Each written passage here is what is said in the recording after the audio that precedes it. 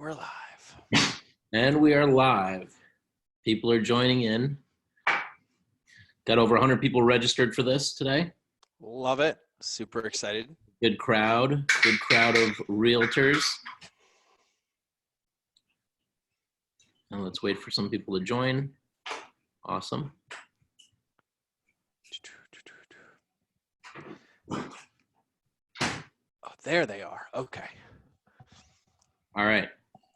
Awesome. Thanks for joining, everybody. We're about to get started. I am really excited about this. This is George Bryant, buddy of mine, genius. The words that come out of his mouth, I am always just stunned by how intelligent and how strategic everything is and how real it is. Like he's real with people about business and about customers. And I was heavily impacted by your talk when we met in Miami a couple of years ago at an event. That's right. Good old Miami. Yeah, good old Miami. And I just knew that when it comes to customer journey and email marketing, I mean, George knows this stuff really well. And I always get value even just being on the phone for 5 minutes or listening to one of his Facebook Lives. He goes live almost every day. And GeorgeBryant.com. This is George Bryant. Thank you for having us with you, and thank you for being here. And I'm excited to share you with the community. Me too. Yeah. And website is mindofgeorge.com because it took me, actually, you want to know what's really ironic? It was a realtor who was sitting on it for like 7 years past retirement, not using it and wouldn't give it to me. And so I finally got it in, but mindofgeorge.com is where we send everybody. And so, yeah, man, I'm honored to be here. I'm excited. This is what I love doing every day, is empowering entrepreneurs, anybody, realtors, business owners, to make sure that everybody has a fighting chance and understands the game that they're playing so they can win. So I'm honored to be here, man. Awesome. I'll monitor the chat. I'll let you know if there's any questions along the way. Okay. Let's just jump in and give value here.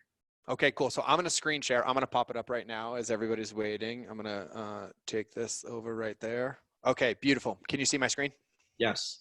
Awesome. Cool. So one big thing that I want to talk about is congruency, right? So when we think about business, and this doesn't matter the business, realtor business, service-based business, digital business, product-focused business, the most important aspect of the business is the come from in the business, the foundation of the business, right? And so one of the mistakes that I see so many people make is they put their business, or they define their business by their product or service, right? Or by their product. I'll ask people like, what do you do? And they're like, I sell supplements. I'm like, no, that's not what you do, right? Your supplements are an angle in a lane, but you have to have a vision in a business, right? So like Nike's an example I use all the time.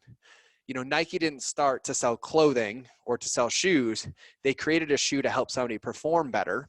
And then in that performance, the rest of the path went there. But Nike doesn't sell shoes. They don't sell clothing. They actually sell motivation. They teach people to just do it, right? And that's kind of their foundation. And when we think about like Apple doesn't sell iPhones. They don't sell MacBooks. They sell simplicity. They take complicated technology and they reduce it down. And like an Apple commercial, for example, you'll never see an Apple commercial where they're like, hey, look at all the, the tech specs of our phone, right? Like, here's the boom. No, they're always showing the after state, right? And a lot of that comes down to knowing exactly what you do and being able to describe it. And so what I came up with is what I call the beacon of belief. And so the two things you see on your screen right now are the beacon of belief and what I call the conscious and subconscious customer journey. So I'm going to talk about you first, you as in the business owner, the entrepreneur, the person watching this, okay? Now, when we think about the beacon of belief is your lighthouse. And I use a lighthouse as an analogy because a lighthouse has to be impeccable in foundation and in practice and in execution. It has to sit on the coast, withstand hurricanes and gale force winds and weather and boats and, erosion, and still be able to shine a light. And that's basically what business is. We launch a business and we're like, hey, we're going to sell homes, or we're going to take people on a journey, or we're going to sell products, we're going to do whatever. We have to be solid in a bright light, because especially like even in the realtor world, the buying cycle can be a week, it can be 6 months, it can be 4 years, right? And then you get family members, you get genealogical impact of them buying, selling, you by the purchase agent, then you're the selling agent a couple of years later, right? There's a lot that comes down here. And so people need to know what you do to be able to describe it and be attracted to it. So a lighthouse is how I've basically broken this down. And so every business owner, every entrepreneur has a lighthouse. And so the lighthouse is on the left side. We call it the beacon of belief. And so there's 3 sections to the lighthouse. Now on the bottom section where it says why, there's 2 sides, right? So I'm going to draw a little line here. And on one side is what I call the personal why. And then on the other side is what I call the business why. Now, for example, I'll use myself as an example. What is my personal why? Like, why do I wake up every day? Like, what gets me out of bed? What makes me want to be an entrepreneur that is like uncertainty every day and reinvention of self every day? And it seems like everything changes every day. Like, that's your personal why, right? And so for mine is to create a world that my kids get to live in differently than what I grew up with so that they can have a positive impact and change the planet, right? Like, I'm reparenting myself through my why and creating a world for my children so they don't grow up in abuse and drug abuse and sexual abuse and physical abuse. So that's why I get up every day, right? But then my business has a why as well. And my business why is why I exist as a big business and why my team works for me to help entrepreneurs or help companies run their business. And we have a why. And our why in business is we believe every entrepreneur should have access to information that gives them a chance to succeed. Just like I think everybody should have access to clean water and healthcare and not it be predicated on social status or payments. I think entrepreneurs, realtors, everybody needs to have an opportunity to win the game without it being predicated on, losing money or cashing out your 401k or, having to raise rounds and all of this and sell your soul to the devil and have only 3% of your company when you haven't even made $1 yet, right? Like, that's why we exist as a business, okay? And so the bottom starts with the why. And the why is for you and for your team, not necessarily for the world. It's how you're going to serve the world, but it's for you. And above the why, we have the what. Now, if you can't describe what you do in 5 to 10 words, then you don't know what you do because that's all story at that point, right? And so the what is what my buddy Clay Hebert coined as the perfect intro. So my what in this instance is I help realtors ethically scale their business, right? Pretty simple, pretty succinct. You're like, oh, scale, ethics, there, creates intrigue, gets you there, right? I own a supplement company called Crazy Muscle. I own a protein bar company called Impact Bars and a diaper bag company called High Speed Daddy, right? So at High Speed Daddy, everyone's like, oh, you sell diaper bags. And I was like, oh, no. We help men provide, protect, and connect. That's what we do. At Impact Bars, we sell protein bars primarily for women, but we don't sell protein bars. We empower women to live. One of the ways in which we do that is through protein bars, but it's not all of the ways. Our business isn't predicated on you having to buy a product because that's not a business, that's a transaction, right? So a lighthouse helps you build your business and design your lighthouse or your blueprint to build your lighthouse. So at the bottom, you have your why, so what you want to do. And by the way, I have these worksheets for you guys. They're in our Facebook group, and I'll tell you at the end how you can use them and all the other stuff that comes with it. But you have your why, right? So you have your personal why, your business why. Then you have your what, and some examples of what, like I empower people. I help make home buying easy. I eliminate the stress out of buying and selling homes, right? Like anything that speaks to the pain points of the before and the after state of your ideal clients is what you do, without necessarily having to tell them why you do it or what the modalities are, but just what you do. So your what section is your simple statement of like who you want to be, how you want to be known, and more importantly, how other people are going to describe you, right? Like Alex is a master at this because he helps people manage and thrive with their online reputation. It's pretty easy with RealGrader and things like that. And people are like, oh my God, yeah. And when people use RealGrader for the first time and they realize how easy it is and they know where they're showing up, they go tell their friends, they're like, yeah, like Alex helps me handle my online reputation, right? They're speaking for him, and 86% of marketing is word of mouth. So you want to make sure that they have something to say. And so you have the why, and then you have the what. And then the what is just that. It's a 5 to 10 word sentence, sample sentence, that allows people to identify what you do without story, right? And you want to think about it like it's the 30,000 foot view. Because I know, in the realtor world, you can make contract writing easy. You can make home tours easy. You can do things a lot differently, but we don't need the weeds. We need to know what the after state is, like why somebody's going to choose you over somebody else. Where is your unique selling point? Where is your unique differentiator? And what I like to do is I always like to make my differentiator the depth of the relationship rather than the features and benefits, right? I can deliver a depth of connection and communication on a level that most people can't. Like, I actually have a friend who's a realtor, and she very quickly became one of the top realtors in the state because the level of connection. She is a customer service machine. She is a queen. The things that she does, her differentiator is that she basically is a realtor that feels like a family member, right? And nobody can not call her. They'll send everybody that you can only work with her because her unique selling positions. I make buying a home feel like I'm your family member, basically, right? Like, it's like shopping with your family. So that's her what. And then at the top, you have your how. Now, the how, Can we take a pause? Can we just have some yeah. people in the chat just Oh, drop, please. like, what do you think your what is? I'd love to see what some realtors on this call, where are you at right now as far as your what, or do you have a what?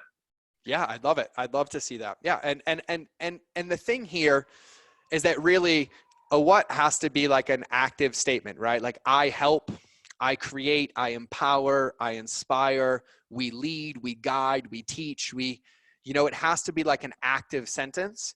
And then that's really, really simple, right? Like yours is, you could have a multitude of them, but really it's so that you can make it applicable. So like when I say, I could also have one, I empower or I help realtors make digital marketing easy. I help realtors scale their business with digital marketing. I help realtors understand the power of email marketing, right? Like, there's a lot of different ways you can do it. I help, I create, I do. And I'm going to pop open the chat so I can see this too. I listen closely so I know where my client is coming from and what their goal is. Yeah, so that one would be something along the lines of like, I connect deeply with my clients to deliver their dream home or to deliver their goals, right? I connect deeply with my clients to help achieve their goals. Shauna's, I love this one, right?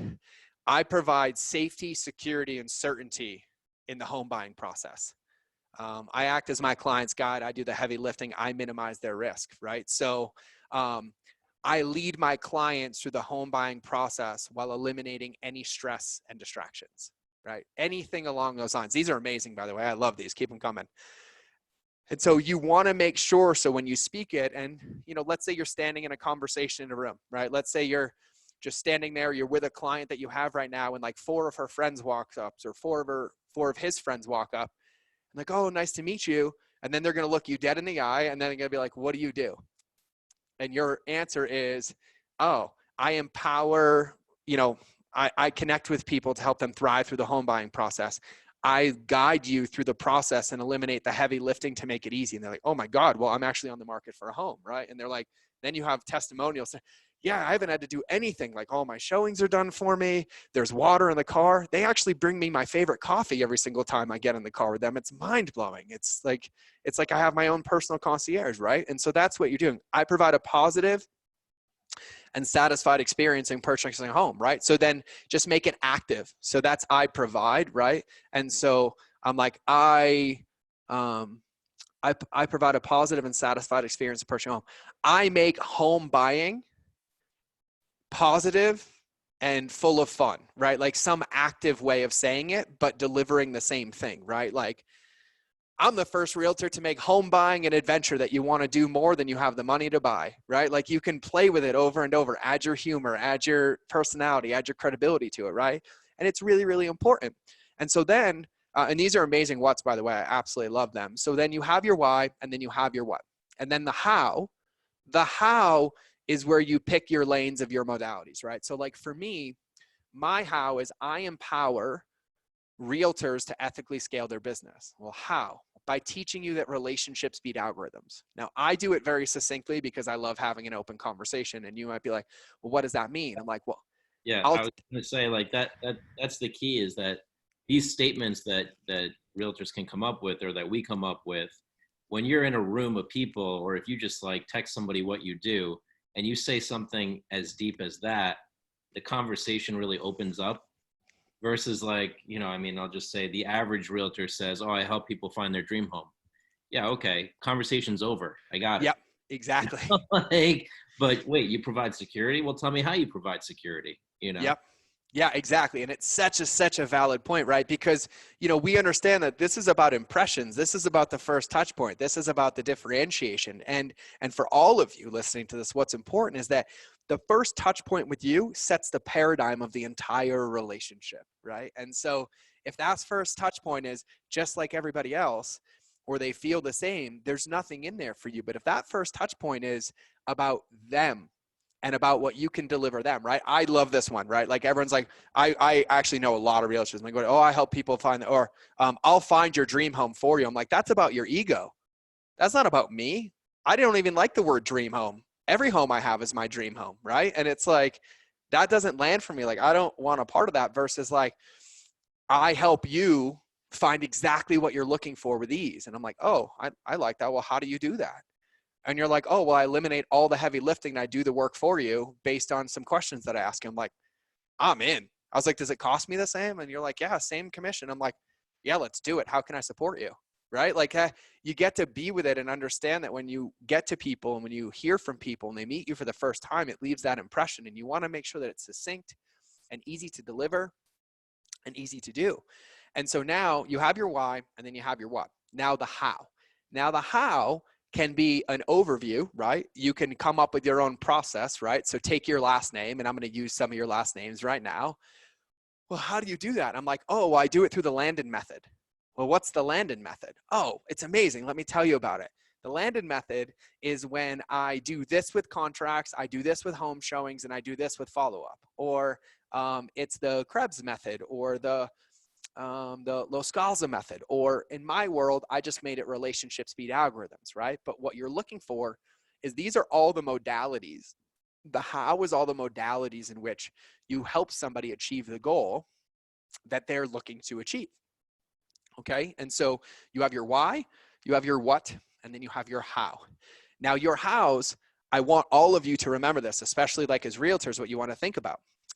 The actual purchasing of a home, like the actual, I'm signing contracts in escrow, is only 1% of the equation. The rest of the equation is the entire process leading up to it. So your how is including all the parts of it, right? It could be, we come pick you up with your favorite coffee, meals in the car. We have all the listings ready for you in a folder. We actually do your notes for you. So here's a perfect one, right? So like I've looked and bought a lot of homes. I've purchased like 3 or 4 homes, but I've looked at probably hundreds of them.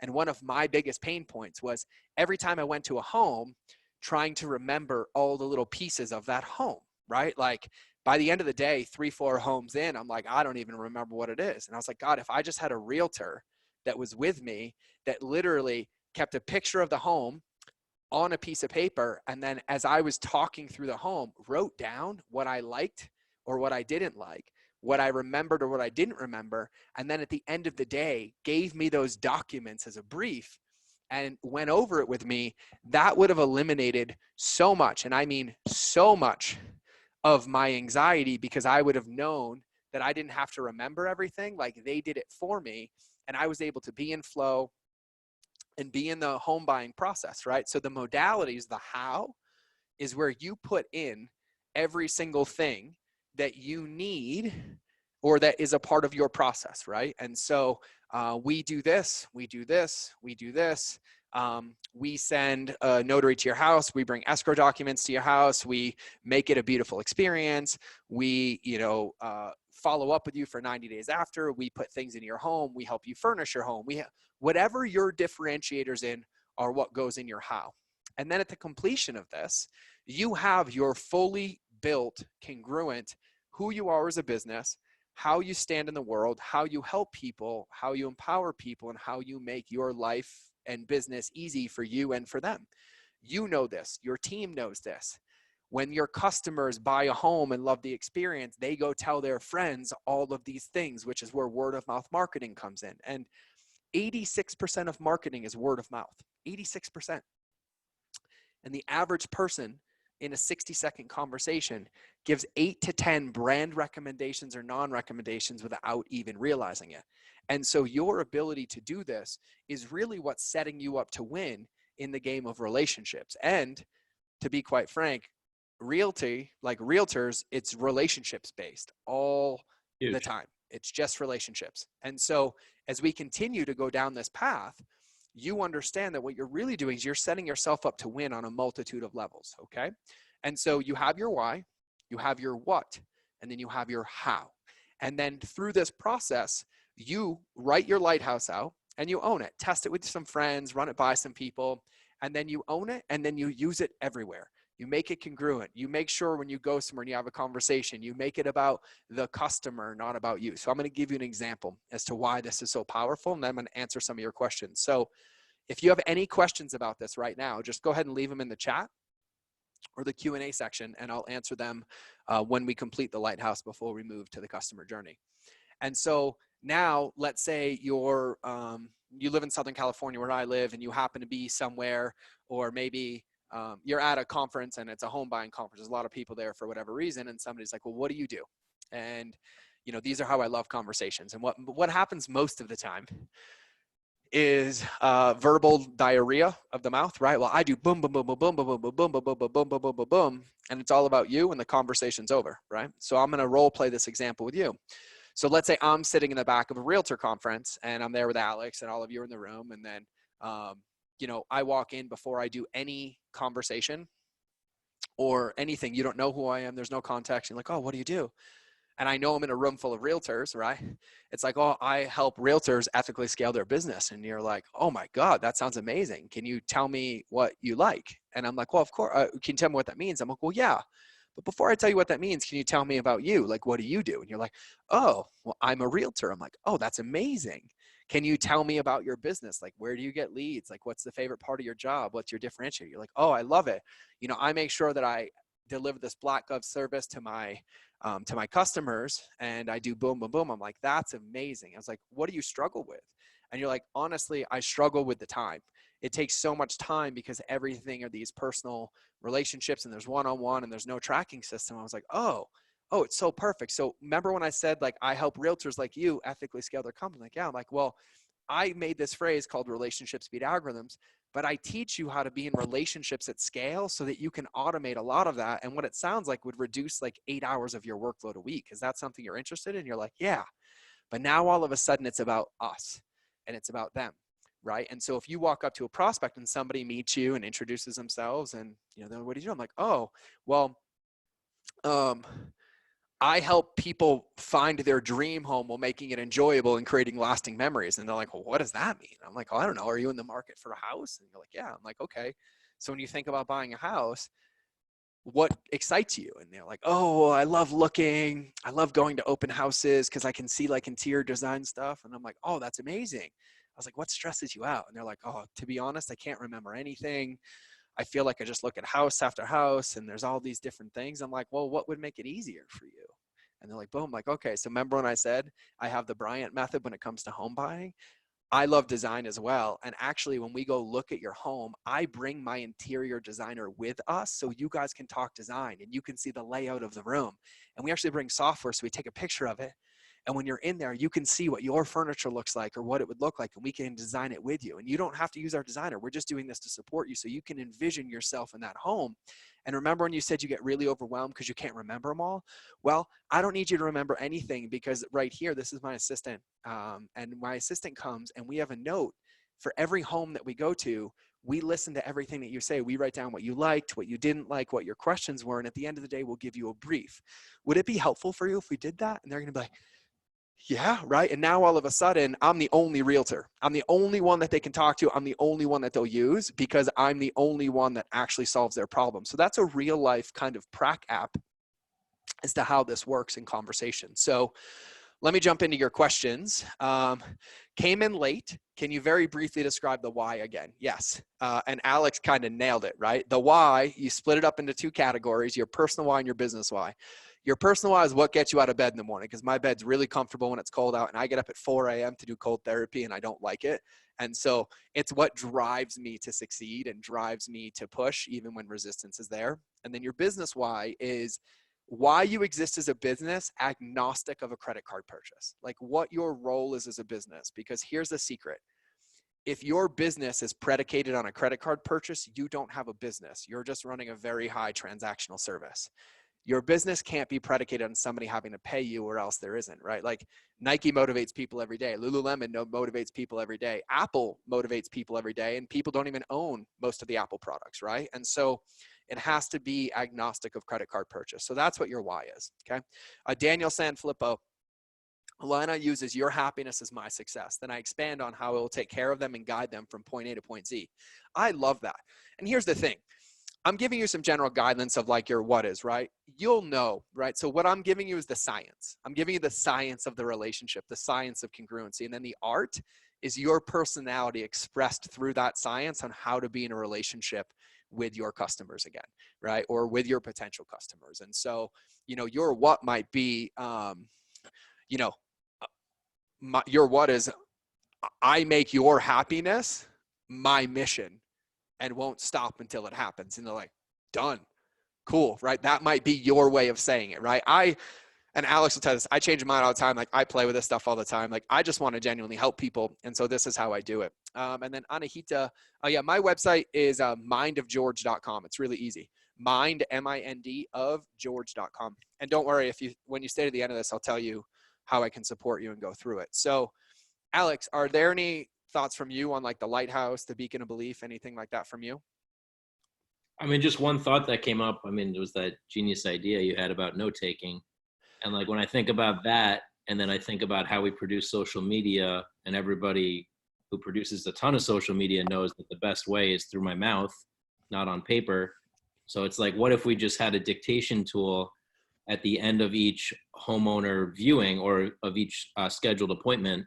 And it's like, just speak into this dictation tool and all the notes are taken. And then I'll email you the notes or I'll organize them. And it's like, boom, it's done.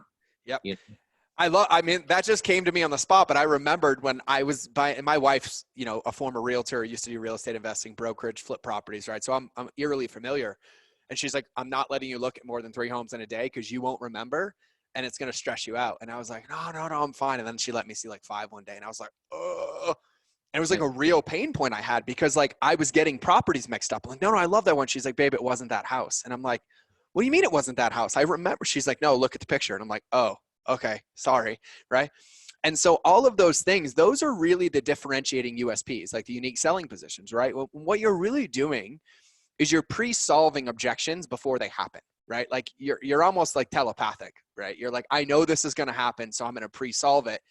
The level of trust and authority that creates from a consumer is absolutely mind-blowing. And this is kind of a perfect segue to get into the customer journey, because when you think about somebody's decision to choose you as a realtor, we can pretend all day that it's because you're going to get them the best deal and your brokerage percentage is, only 2 instead of 3, or, 1 instead of 1.5 because you decided to play that game or whatever the setup is. But at the end of the day, they're choosing the one that they have the best relationship with because it's the one that they feel safe with, because they are making one of the biggest, most important decisions of their life. And safety is what they're looking for. Certainty, safety, and security are what they're looking for. Knowing like you have their back, that you're there for them, that when things are hard, or maybe that loan doesn't qualify, or the offer isn't accepted, or that it's out of their price range, that you'll be creative with them and you'll help them. They're looking to give you access to like the deepest parts of who they are. Like a home buying purchase is like one of the biggest purchases in somebody's life.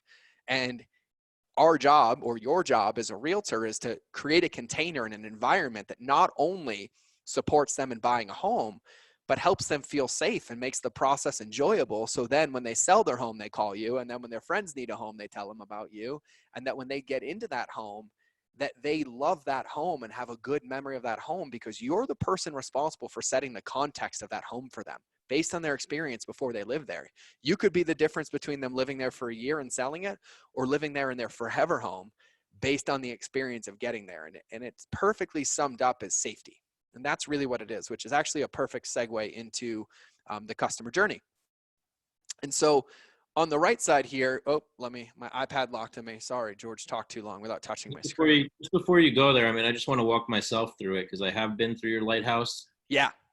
So, I mean, the why for me, why I wake up in the morning is, yeah, for my kids, for them to have a life that they deserve and a life of freedom and just amazingness that they get to do what they want to do, not what they have to do.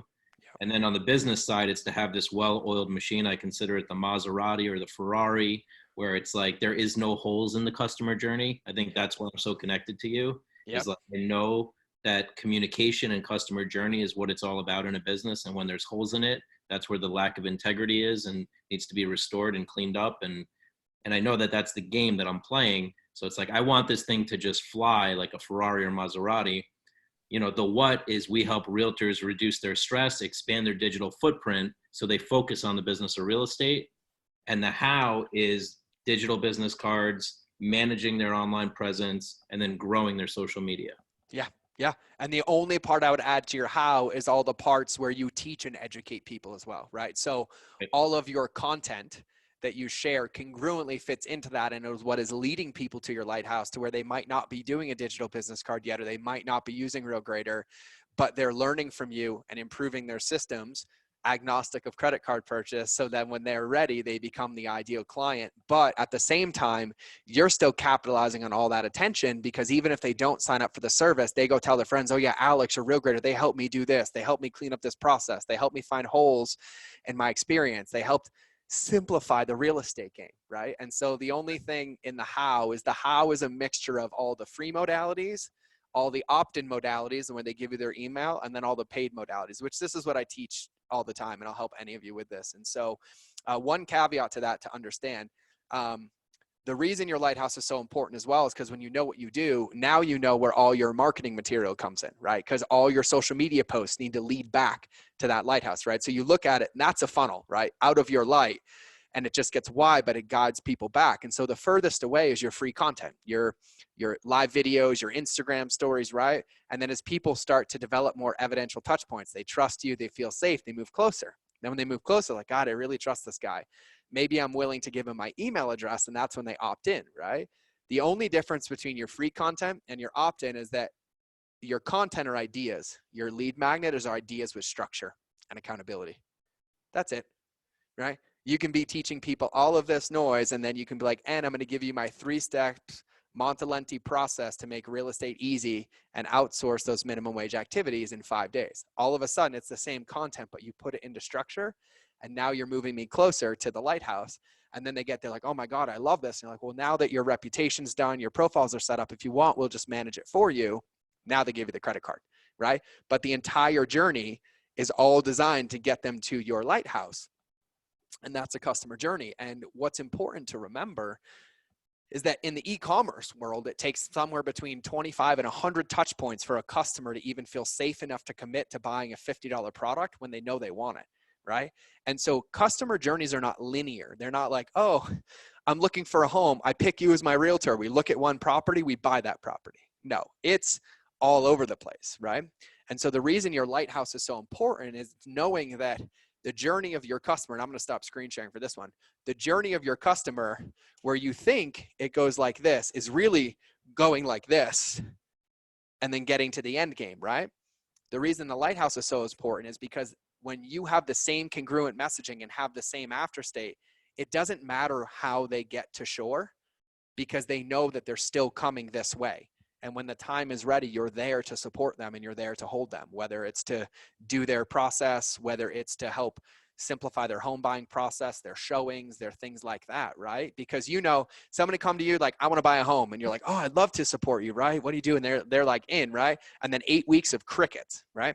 And then what do we normally do? We're like, hey, just want to make sure you're still interested. Of course they're still interested. That's why they found you. Don't be that guy. Just show up consistently and congruently. Be like, hey, just checking in. Just want to make sure you're good. Don't even talk about the home buying process. Just have a touch point in the relationship so that they can collect that evidence to feel safe, so that when the time is right, they're ready to commit. Because I've called realtors a year in advance because I just want to go look at $1 million properties and be like, that one day, right? And then I was like, oh, I got to call you because we're going to buy that property now, right? But that's like 12 months later. And then I realized I don't need realtors because my wife's a broker and I can save that money and use it to furnish the home. So Things like that are awesome too, right? But the journey is not linear.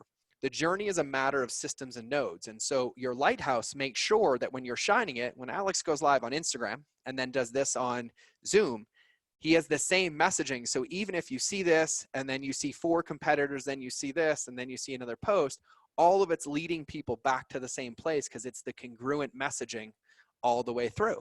And that way people are like, oh, it's a touch point of forward progress versus a touch point of pushing people away, because they're like, wait, that guy said something different the other day. And then somebody said something over here and like, he said that, but I didn't find that, right? And so congruency is what really helps establish a really solid customer journey. And it starts with knowing who you are. So that lighthouse is very, very, very important.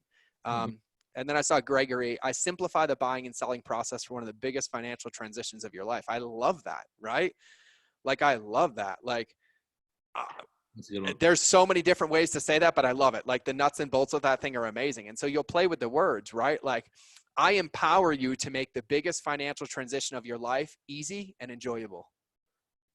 And that's how I would take that and sum that up, right? Because then it's like, so, and Gregory, the one note I'll make here is when you make your what, you want to make sure the what isn't about you. You want to make sure the what's about them, right? So the simple tweak of, I simplify the buying selling process for one of your life, right? That's I do it, right? I empower you to enjoy and love the biggest financial transition of your life. And then it's about them. And they're like, I want to love that process. I want to be a part of it, right? It's always about making it about them is what's going to make you the differentiator here. And so now it's really important to understand the customer journey. And so I'm going to pop it up on the screen again, and I'm going to zoom in on it really, really quickly. And I'm going to use a couple examples. Okay. So the reason that this is a circle is because customer journeys are not linear.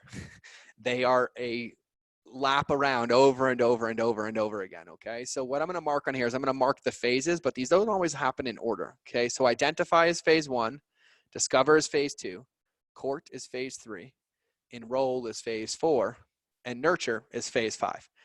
The outer ring of this is what I call the conscious customer journey. This is the journey that you know you're in when you're buying something. You know you're in when you're enrolling in something.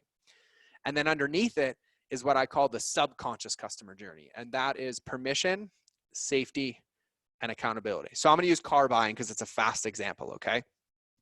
So I'm sitting here, get a dead battery in my car, and I'm like, you know what? I need a new car.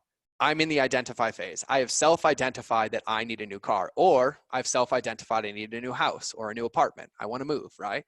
And so the moment I acknowledge that and I self-identify that I want a new car, I move into the discovery phase, right? So the discovery phase in a car is like, oh, I know I want a new car, but now what? Well, do I want a Honda, a BMW, a Mercedes, a Bentley, a Hyundai, a Kia, a Jeep? The discovery phase is where I'm basically narrowing down my choices. Well, I want to buy a new home. Well, what neighborhood do I want to buy it in? Do I want to stay in San Diego? Do I want to go to LA? Do I want to go to San Francisco, right?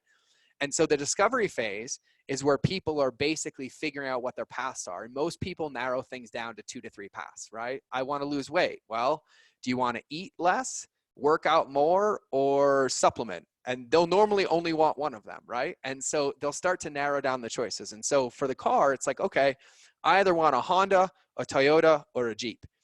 As soon as I've discovered that path, I move into the courting phase. So for a house, right, it could be location based, it could be size of the house, it could be style of the house, right? Like, I'd be open to a single story farmhouse as long as it's boom and it's in these neighborhoods. They nail it down, right? And then they move into the courting phase. And the courting phase is normally the longest phase.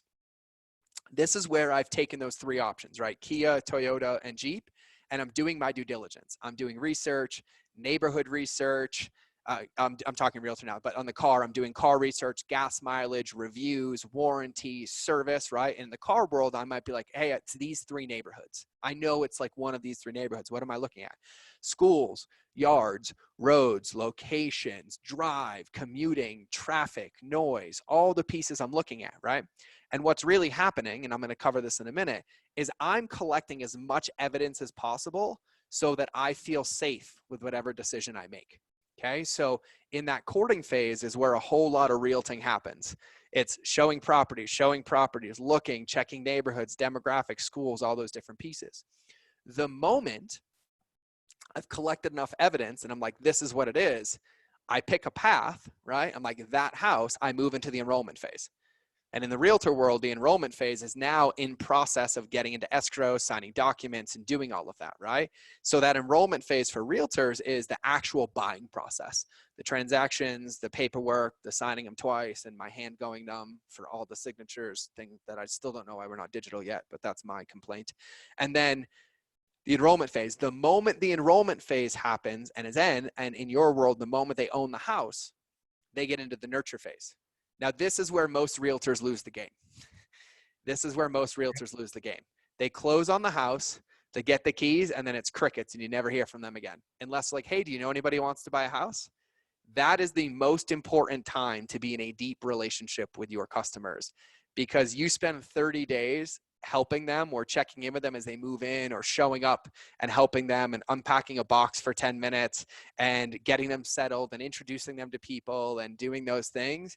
You dictate them being your one client to them turning themselves into 25 or 30 other clients in the next 12 months, because you've nurtured them and helped them go through that process and help them transition in, right? So consciously, you can understand that that's happening, right? In the vehicle world, I'm like, hey, I test drive them all. I'm like, you know what? I want the Jeep. I move into the enrollment phase. I buy the Jeep. The moment I buy the Jeep and own it, I'm in the nurture phase. That's where I see other Jeep people. I see Jeep commercials telling me to take it off road. The dealership's following up with me, right? That's the conscious customer journey that's happening, okay? The most important thing to remember is the subconscious customer journey, okay? Now, the subconscious customer journey is permission, safety, and accountability. So when somebody self-identifies that they need something new, like a home, and they're starting to discover what past they have, they're coming to that decision on their own. And that means that they're ready to move forward and ready to buy, right? But that's the permission slip. And so when you think about content and your content marketing or your ads, right? One of the worst things that you can do is tell somebody, hey, it's time for you to buy a home, or now's the time you need to do it. Because what you're doing is you're speaking for them and you're creating what's called reactance. And if you speak for somebody, or you make claims or words or phrases that are put on them, it creates dissonance in their brain. And they're like, that's not me. No, who are you to speak for me? You don't understand me, right? And it creates reactance and it pushes them away. This is important to remember, because when you're doing your marketing, you need to be doing permission-based marketing. So you can do testimonials, you can do case studies, but you can also be like, have you thought about this? Or you can educate, right? Did you know now it's the lowest time in the market? And if you weren't ready to buy a home, or you weren't thinking about it, now could be a time, but these are the things to consider. And what you're doing is you're really being the light of a lighthouse. You want to be putting content into the world that's an invitation for people to enroll themselves, versus a piece of content or something aggressive that convinces people now's the time. Because if you can add something here. Yeah, please. There's a piece that needs to be connected, which is they actually have to connect with their clients on social media, right? And this is a common thing I see, is like the sphere, your clients, you're not necessarily always connecting to them, or I see people not connecting to their Facebook friends with their clients. They're not following their clients on Instagram. They're not getting to actually enjoy that client enjoying the pool and enjoying the house and celebrating birthdays in the house that they sold to that client. Yep. You know, like really getting related and nurturing the relationship afterwards, to be able to have that subconscious layer. Because it's like every other realtor is showing up on their feed. Exactly. And like, listen, if you're not there, somebody else is going to be there, right? If you're not there, somebody else is going to be there, right? And also, though, the caveat to that is, if they're not there, you can be there. If they're not there, you can be there. The most important thing with permission-based marketing here, of like what's really important to remember right here, is that you want to make sure that it's always about invitation and enrollment. It's always about invitation and enrollment. And it's subtle. It's subtle when you're doing a piece of content, right? Like if you're doing a piece of content on how the rates are the lowest they've ever been, right? Don't say you need this. But like, if you've thought about purchasing one and it's been in the way, or maybe you already have one and you're thinking about refinancing, this might be a really good time. And I would love to explore that process with you. It's an invitation, right? When you get into the game of convincing, you get the most nightmare clients because they're not ready yet. And then you have to spend your time in a codependent very draining, energetically draining situation that prevents you from being in a deep relationship with everybody else. And it starts with that first touch point, right? That first ad, that first social content, that first comment that they see that sets that relationship. And so the permission phase is what's happening under identify and discover. Now, what's beautiful about the customer journey is your competitors might do this work for you. They might be telling people about these neighborhoods and the rates, but they're creating reactants. And so you show up enrolling and open, and they're like, yeah, I didn't really like them. And you're like, oh, I'm in that neighborhood too. I'd love to take you on that journey, right? Like, that's the beautiful part about it, right? And so when you're permission based, you're a very bright light and a beacon, which is why I use a lighthouse to bring people in. And if you look at this image from the top down, it's looks like a lighthouse, by the way. Little cheesiness here for me. And so then once you're through permission, you move into safety, okay?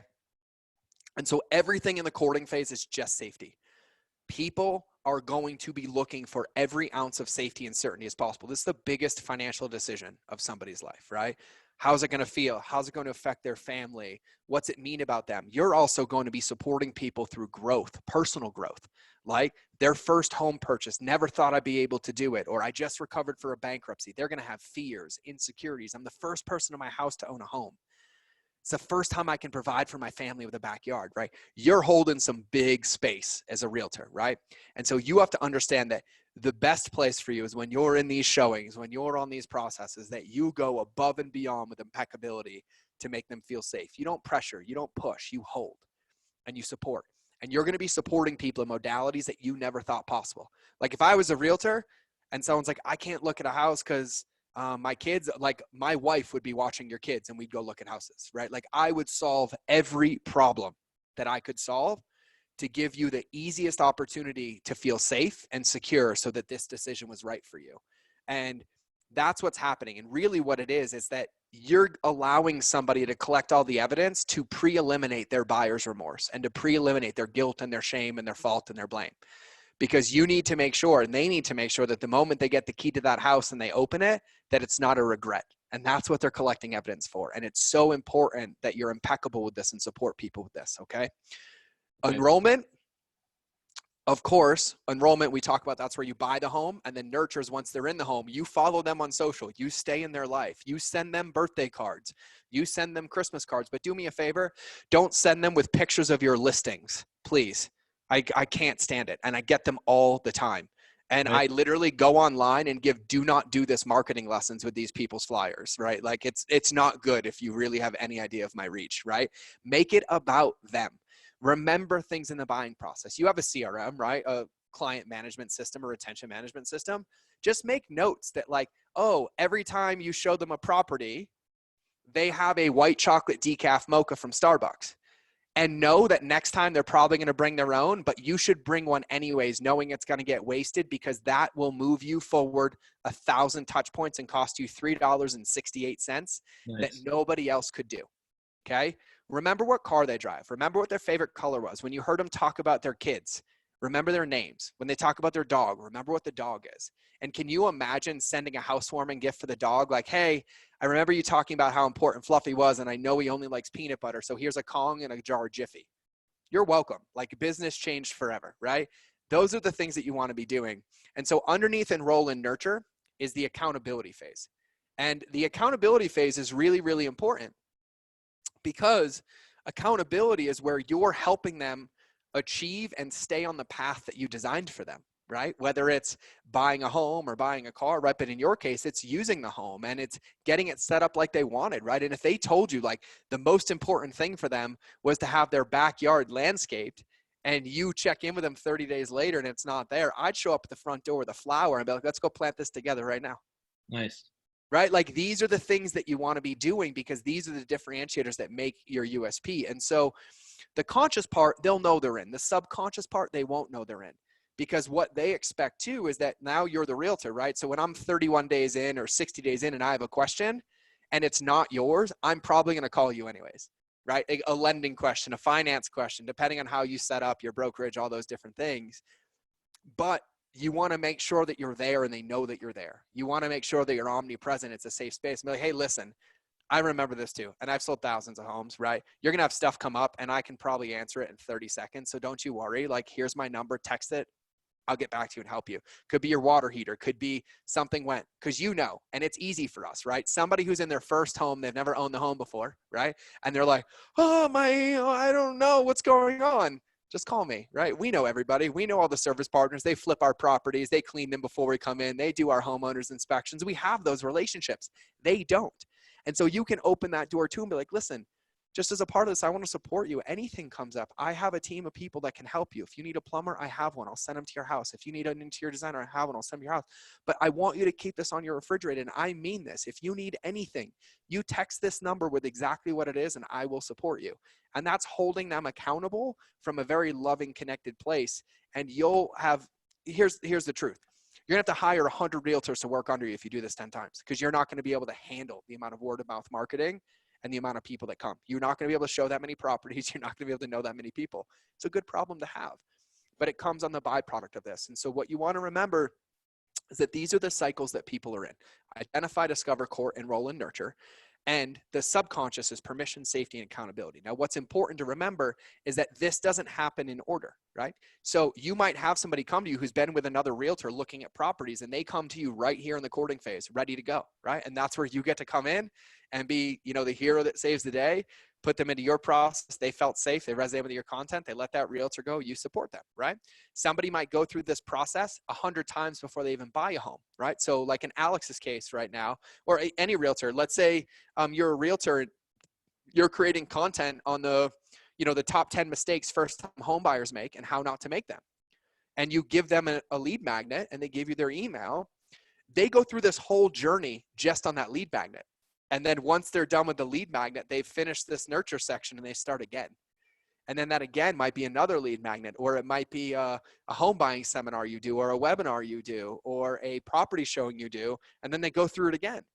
And this is pretty cyclical, and it happens over and over. And so people are constantly in this. And as long as you know what's happening, you don't have to build anything different. You just have to be aware of what's happening. And the awareness is what allows you to pull the right levers and plug the holes in the boat. And so that is the conscious and subconscious customer journey. And so when your lighthouse is congruent and you know what you do and everybody knows what you do, and every time somebody touches you, well, they could be in the courting phase for 9 months. There's only one place they're coming back, because they see your content or they see your ads or they get your follow-up text just checking in on them, and they're like, God, that light is really bright. Man, it's shining in my eyes. I should probably just go to shore now, right? And they're allowed to be in their journey as you hold them on that journey to take them there. So I think now would probably be a good time for some questions. Let me stop sharing for a minute. There we go. Yeah, my first question I'll just throw out there is, can you talk about language? I think language, when it comes to customer journey, is key. Literally the first word that comes out of our mouths when we speak to anybody can set the tone for the whole journey, right? Yeah. So yeah, and I love that question, right? Language. So here's the thing. If somebody's having a conversation with a realtor, they know what you do.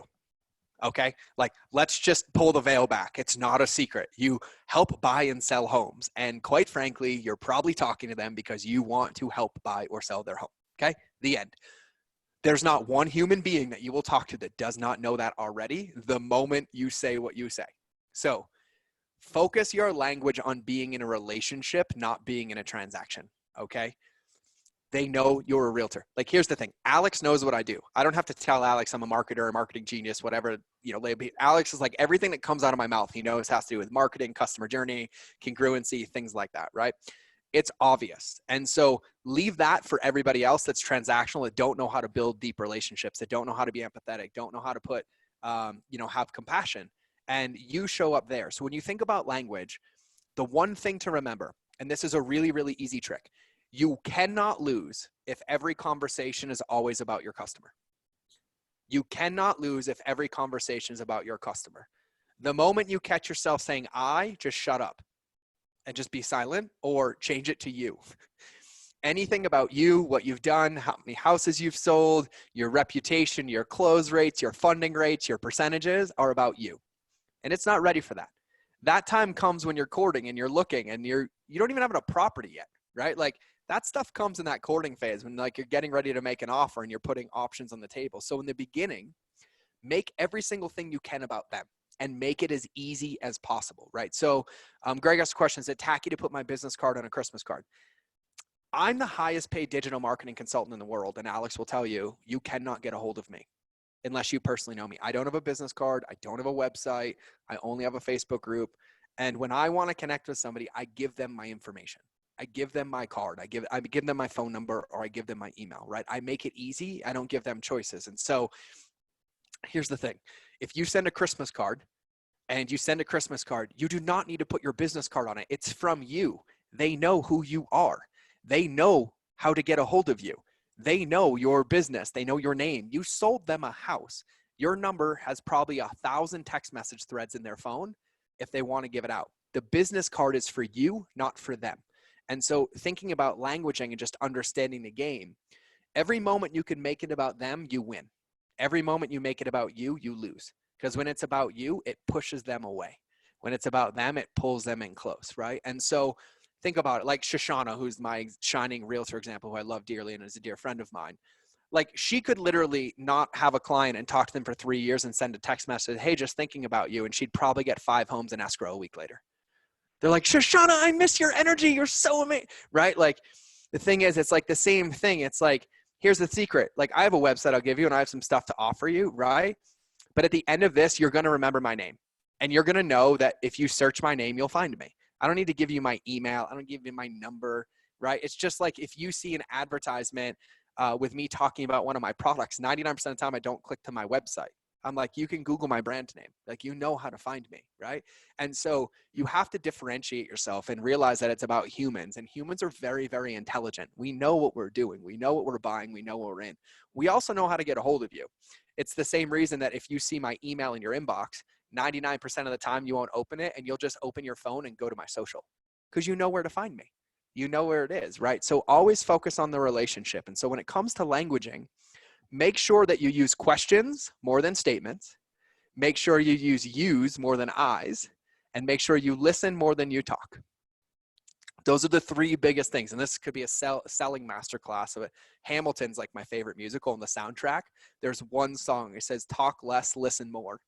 And it's like the best business lesson ever. And so the more that you can invoke questions, the more that you can invoke answers, the more your customers or potential customers feels that it's about them and they feel important. And there's only 3 things that you need a customer to feel. So if you're familiar with Maslow's hierarchy of needs, it's basically physiological needs that humans have to be considered like net neutral.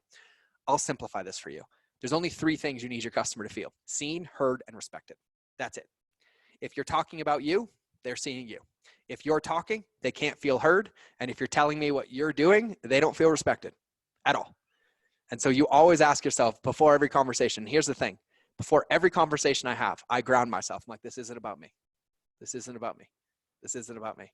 And I get really grounded so I can ask questions. And I'll normally just have one question prompt in my head, right? And my favorite thing is like asking those oddball questions, like, if you could have dinner with anybody dead or alive, who would it be? But most importantly, why? And what's the first question you would ask?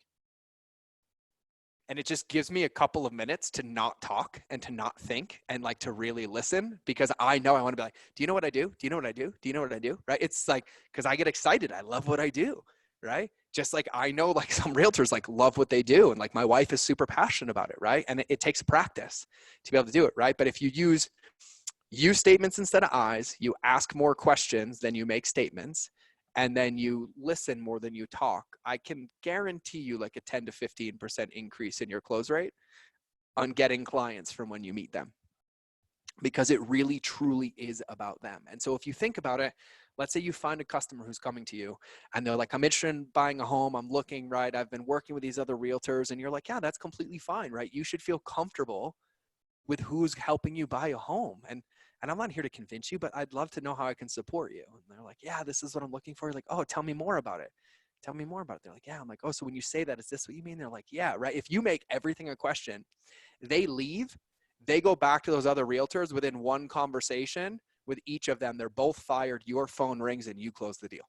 Guaranteed. Because they'll go back, well, yeah, like, oh, no, you need to do this. No, you're supposed to do it this way. No, that's not a good question to ask. You don't need to see that property, right? And they're going to be like, oh, no way. Alex made me feel so important, so seen. I didn't feel wrong. He let me have my process. He kept me in that courting phase. I'm with Alex, right? And so everything we do has to be focused on relationships, right? And here's an important thing to remember. The way that somebody feels when they're done with you dictates the success of your business 1 year, 5 years, and 10 years from now, even if they are never a client of yours. And so what my mission is every day is to make sure that every interaction with me ends on a positive and at worst net neutral, right? But what happens is like somebody comes to you and they're asking about a home and you're talking about you're not answering. You don't just lose that client. You lose that client and every single one of their friends that would ever talk to them about you. Because they're gonna be like, oh, I'm buying a home. Have you heard of that George guy? You're like, yeah, but he's pretty self-absorbed and he talks about himself all the time. I wouldn't use him. Go there, right? But the differentiator being when you make them feel seen and important and right and about them, and they leave and maybe go to another realtor because they're too committed or they have some endowment and they're just in and it feels easier to them. Well, you can still follow up with them after they buy the house and check in with them anyways. But then when all their friends come to them, hey, did you buy a house? Yeah, like honestly though, I regret not buying the house from Alex. Like he's been amazing. He follows up with me. I can't ever imagine using anybody else. And actually when we sell this home, Alex is the only one who's going to sell it for me. Right. And so you have the ability to turn one customer who didn't become a customer, didn't become a client of yours into 10, 20, or 30 over the next 12 to 24 months based on those touch points and the interactions in those relationships. And so make sure when you're doing lead generation, make sure when you're getting on calls, you know in the first minute as a realtor whether they're going to come to you or not, whether they're ready to buy or not. You can ask a couple questions, right? Well, the moment you know that they're not going to choose you, you better flip the script to how can I support you? And you better do everything in your power to be like, oh no, that's fine. And like, hey, listen, I don't need anything from you, but like when you're settled and in, if you need this, let me know. Like, actually, yeah, I haven't been able to find an interior designer or landscaper. Oh, don't worry about it. Just shoot me a text the moment you're in. I'll bring them right over to your house. I'd love to support you. Like my job isn't to get you to buy a home from me. My job is to get you to fall in love with your home. And if I can help you do that in any way, I would love to, right? And so these are the little things that are common sense when you think about relationships. Like how would you treat your wife? How would you treat your children, right? Like if your son comes up to you, like my son's 3 and my daughter's 15, right? So I'll like go up to my daughter, I'm like, hey, sweetie, you want to play a game? She's like, no. And I'm not like, all right, great. I'm never talking to my daughter again. I'm like, it's okay, baby. Let me know how I can support you, right? And then 15 minutes later, she's like, hey, I don't really want to play the game, but it's really important to me. Thanks. Can we play tomorrow? I'm doing this. And I'm like, yeah, baby, that's fine, right? But the moment I'm like, yeah, I don't ever want to play a game with you, my daughter doesn't talk to me anymore, right? And so it's all around us, and we just have to practice it, right? And when you understand this, and then you put it into practice. And listen, these, just so everybody knows, like these are 2 slivers. I have a lot of this that I can do to support you and help you figure out all of this. But as long as you're on the lens, like understanding that everything you're doing is a relationship and that it's a touch point. And when you think about a touch point, your touch point can only go one of 2 directions, closer to you or further from you. That's it. Those are the only directions that a touch point can go. And so our job is to ensure that every touch point, no matter where it is, including when other people are saying our name, can only come closer, not further, which is where the lighthouse and the congruency and the messaging being very clear comes in, right? And so this is where like, and I'll tell you like where I win. Alex knows, like Alex and I met in Miami. I don't have a business website. I don't have a business card. I don't have anything. I'm a word of mouth marketer, and I have gotten the biggest deals in the world. Fortune 50 companies call me, and I've never met them before. Hey, we're ready to pay you 6 figures. Come to my office. I'm like, I've never even met you before, but everybody else did the selling for me. No, this guy's amazing. He'll go above and beyond. Like, trust me, he's a little crazy. He's got a pink mohawk. He's covered in tattoos. He wears pink hoodies, but trust me, everything that comes out of his mouth, he's just as committed to your business as you are, right? And there's a level of titration that builds up here, right? It's momentum, right? And in the beginning, it's just going to be, your business as usual. Like you maintain it, but you go that extra mile. 90 days from now, you're going to start to feel the benefit of these relationships. 180 days, you're going to be like, whoa. But you also have to remember that the results of living this way don't come tomorrow. They come in 6 months and 12 months. But the consequences of not living this way come tomorrow, and they last in 6 months and 12 months to where you don't have a business anymore. And so it's almost the only way to do business. I'm going to take a sip of coffee now. Yeah, I'll just share a couple of things I got out of what you're sharing. First of all, when I think of the customer journey, it's not my customer journey or my business's customer journey. It's the customer's journey. Their customer journey. Yes, theirs. Right. And then and then what you said as far as listening, I mean, you don't have communication unless you're listening. Yes. Like if they don't get that you're understanding and you really get them, you got nothing. You got no communication, no relationship, no nothing, not with your kid, not with your wife, not with your girlfriend, your whatever. You don't have anything, right? So Nothing. definitely not with your customer. And if they are not going to do business with you right now, if you develop the relationship and you actually listen to them and they got, you've actually developed a relationship that can last for life. And, talk about referrals. Referrals come whether they work with you or not. Yes. I mean, that was a big one that I took away from what you said. And the last thing I took away is throughout the journey of working with somebody, picking up on all the things that they love or that they care about.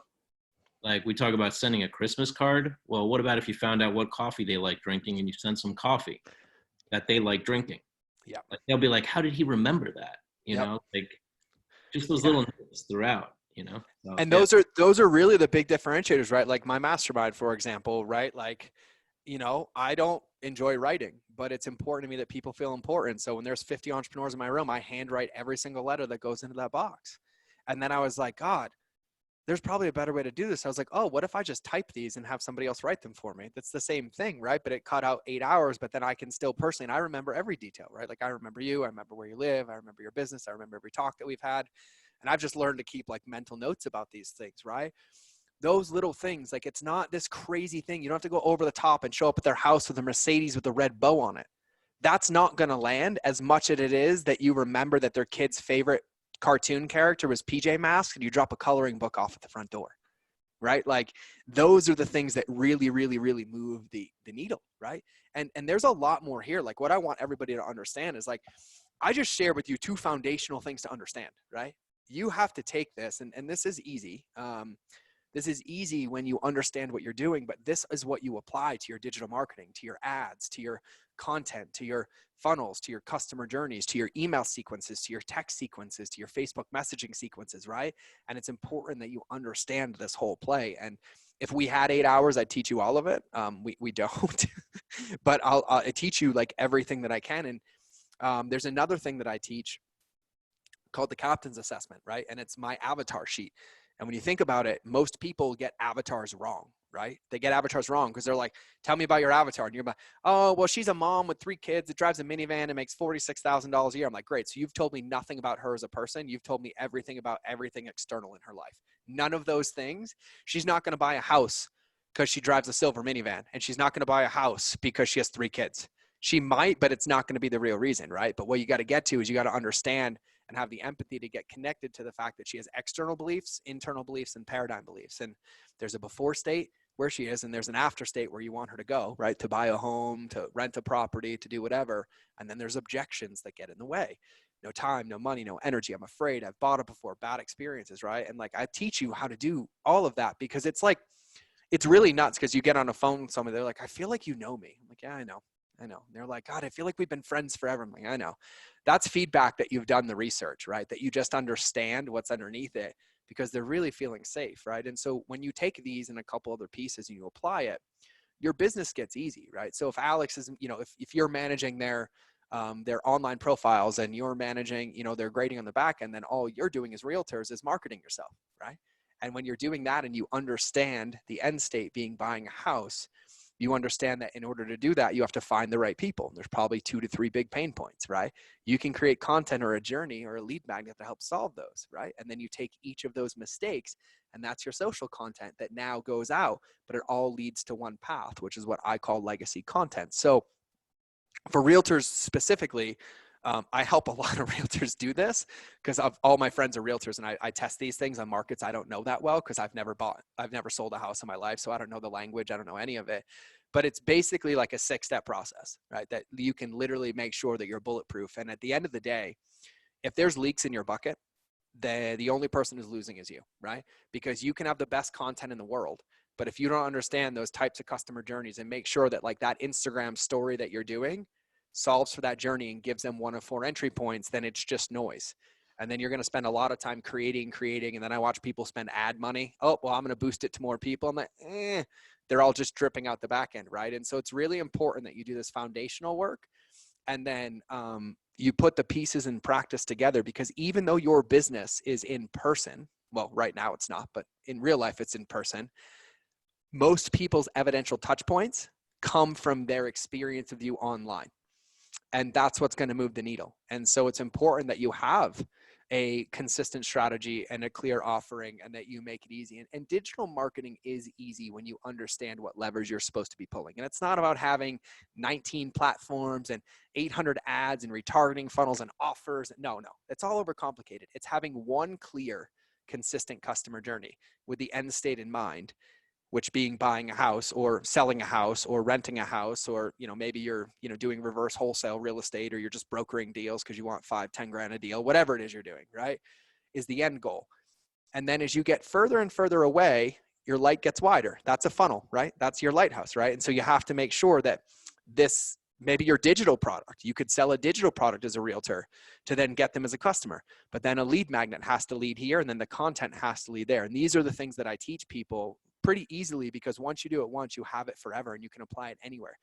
All of you watching this can be the biggest realtors that you've ever wanted to be, and blow anybody out of the water if you take a little bit of time to consistently map these journeys out and plan them by knowing what you're doing. Because I will tell you right now, I pay attention to the real estate game because all my friends are realtors, and I watch 90% of them just make a whole lot of noise and not get a whole lot of business. And it's because they don't know the foundational path. And those are the things that I help people create. So it's important that you take this, but that you still explore this and you take the next step.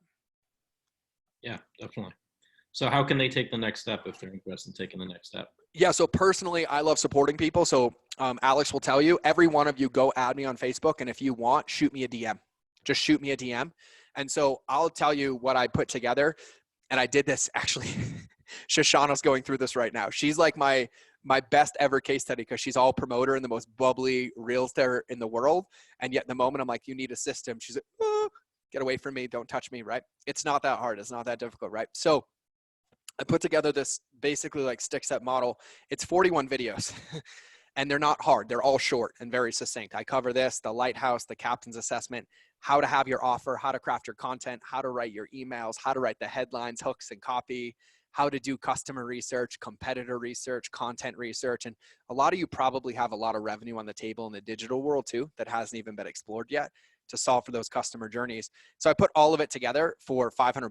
It's going to be a $5,000 course, but we're taking beta members. But I don't publicly sell any of this. And so if you shoot me a message, I will send you a video of the overview. And then if you're interested and you want it, that's great. If not, you can come into our Facebook group and learn from us for free and use that content. But I would highly recommend doing it, because relationships are the key for everything you do. And like with the stuff that I teach, and Alex will tell you, like I get on average 60 to 70% open rates at scale on cold traffic for email. We get 60 to 70% response rates from email. When we ask a question, 70% of the people respond. And yes, it's hard when you have 20,000, 60,000, 100,000 emails. We will get 30, 40,000 responses in 3 days. It's absolutely mind blowing. But those are the way to do it. And so here's the thing. I know some of you are going to be super interested. My name is George Bryant on Facebook. If you're watching this live on Alex's page, I'm tagged in. Just shoot me a message and I'll make it easy for you. I will send you a link with the information. And if you even ask me a question, like, hey, in my case particularly, I would love to answer the question and make sure it's a good fit for you so that I can guide you in the best direction and make sure that this works for you. So just find me on Facebook and shoot me an actual personal DM. I will respond today. Me and my team of one downstairs, we respond to every comment. Alex knows I'm like obsessed with responding to people and building relationships. So my name is George Bryant. 2 places to find me, my personal profile, or just go to mindofgeorge.com, which will take you to my Facebook group and you'll see my introduction video. Is that the one right there for their personal? Yep, that's mine. That's my personal link. Yep, that's my personal link. So you can either go to that personal link or you can go to mindofgeorge.com. And that's my Facebook group, and you can request to join it. But you'll also see me in there, and then you can just shoot me a DM. And anybody in Alex's world is family to me, right? I appreciate Alex immensely, and this is important to me that all you have what you need to succeed. And I might have some content as well, things that aren't publicly out there, that if you shoot me a question, and I'll send it to you and make sure that I can support you and help you with this. But I'm really, really, I'm actually really excited 6 months from now, Alex, for all these people to be like, okay, I can't handle this business anymore. Can you manage more of my online presence? Because I'm going to tell you what's going to happen soon. When this whole craziness gets lifted, I'll tell you right now, there's only 3 things in the world people are looking for right now. And the days of like, we'll save you money, or these are the best rates, if you're marketing like that right now, you're going to go out of business. Stop. There's only 3 words that you need to use every single day: safety, security, and certainty. Safety, security, and certainty. Now is the opportunity to create relationships with people and be omnipresent, because the moment some level of normalcy is reestablished, the only thing they're going to remember is who helped them feel that way and who was there for them when they weren't buying or when they weren't doing. And like, we have Shoshana's doing digital walkthroughs. I love it. She's like out there doing like virtual tours with people on Zoom calls and things like this. And she's like, no, I know you don't want to buy, but I'll help you. I'll show you anything. Right. And so remember that, and I'll teach you guys how to do this in the course as well. And literally I'm telling everybody, it's only going to be $500 for a couple more weeks. Alex knows me. When I do beta stuff with people, I let you in and then I close it, and you probably won't ever see it again. And we also are doing 5 more group coaching calls specifically to walk you through it, solve your unique challenges, do any of that. I'm not really making any money on this. It covers my team. Alex knows what it's like to run a business this size. And I'll add, it's about the communication, the accountability from the start. Yeah. So George is somebody who holds you accountable. Yeah. Like, I watch his videos so that I can continue to play. Yeah. And it's funny. It's like, I want, like, just like anything, like, I don't want a 90% success rate. Like, if you work with me, like, I want 100%, I want you to win. Like, my commitment is that you win, or else there's no point in me being in business, right? Like, I'm not here to blow smoke. Like, I only win if you win. That's how this works. I'm like, everybody else can do the, well, we'll win first. And that's why they go out of business, right? So the most important thing here is that you have to be intentional about everything that you do, and you have to understand what you're doing so you know the field. But I'm going to tell you right now, once you know the field, it's like you have the cheat codes to the game. When you understand your customers at this level and yourself at this level, and you can really understand, like, oh, when they did that, they're in this journey. Sometimes I feel like I'm in a dream and I pinch myself, because it's like the cheat codes have just revealed themselves and this game gets easy. And it's about the intentionality, right? And Alex is a master of this. We've talked a lot about Real Grader and things like that, and the digital business cards. And it's something that, doesn't get momentum until you figure it out foundationally the right way. But then once it does and you maintain that consistency, you can't stop the momentum. Like, you can't stop the flow. You can't stop the energy. And if you do the work now, like you spend time, and it's not hard work. It's actually really fun work, because you feel like you're in the heads and the hearts and the minds of all these people. And trust me, I can't wait to see your messages. The first time you have a conversation with somebody and you usually knew what, and then you just sit here and listen, and you're like, I found out more in 60 seconds than I found out in 90 days with a previous client. Like, I literally know what Christmas presents I'm sending them, when their kids' birthdays are, what their school hobbies are. And you can utilize those things. It's a different game. I call it the soul switch. It's like you see somebody's lights light up for the first time because they feel seen, heard, and respected. But then you as the realtor, you as the business owner, you're like, oh man, this is why I do what I do. Like, this is what it feels like to see that win, to see that joy, to see that happy tear. And then knowing that, like, you have that person for the rest of their life. And they're probably going to tell you they're upset that they're moving out of state, and you can't go buy the house for them in Texas or in Massachusetts, right? Like, that's the stuff that happens. And that's the stuff that fills my tank so much. Because at the end of the day, here's what I know. My tombstone is not going to have how much money I made, how many businesses I owned, or how many products I sold. Those aren't the people that are going to come to my funeral or be there at the bedside when things aren't going well, right? It's going to be the people whose lives were positively impacted, that made a difference, that we were in community and collaborating versus competing. And that's why we do what we do. And, you guys are in this very unique position where you are literally in somebody's life at the biggest heightened emotional state of their life, like top 5 life experiences, top 5.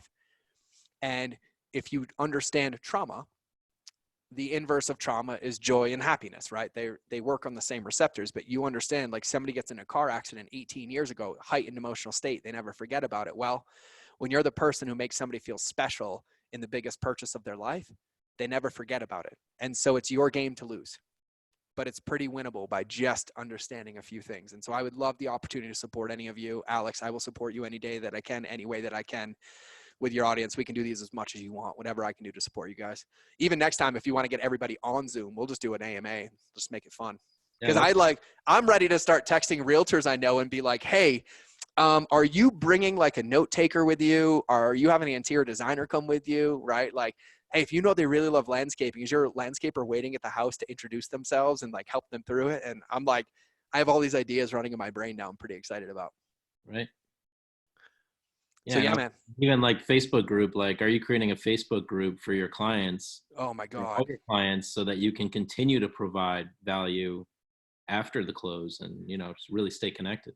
Yeah. Like, and here's the thing, like really what people crave is community. People crave relationships, right? Like human beings are not solo creatures. We are not, like I'm going out on a 20-day solo quest. Most people right now are losing their mind because they've been alone and they're looking for connection, right?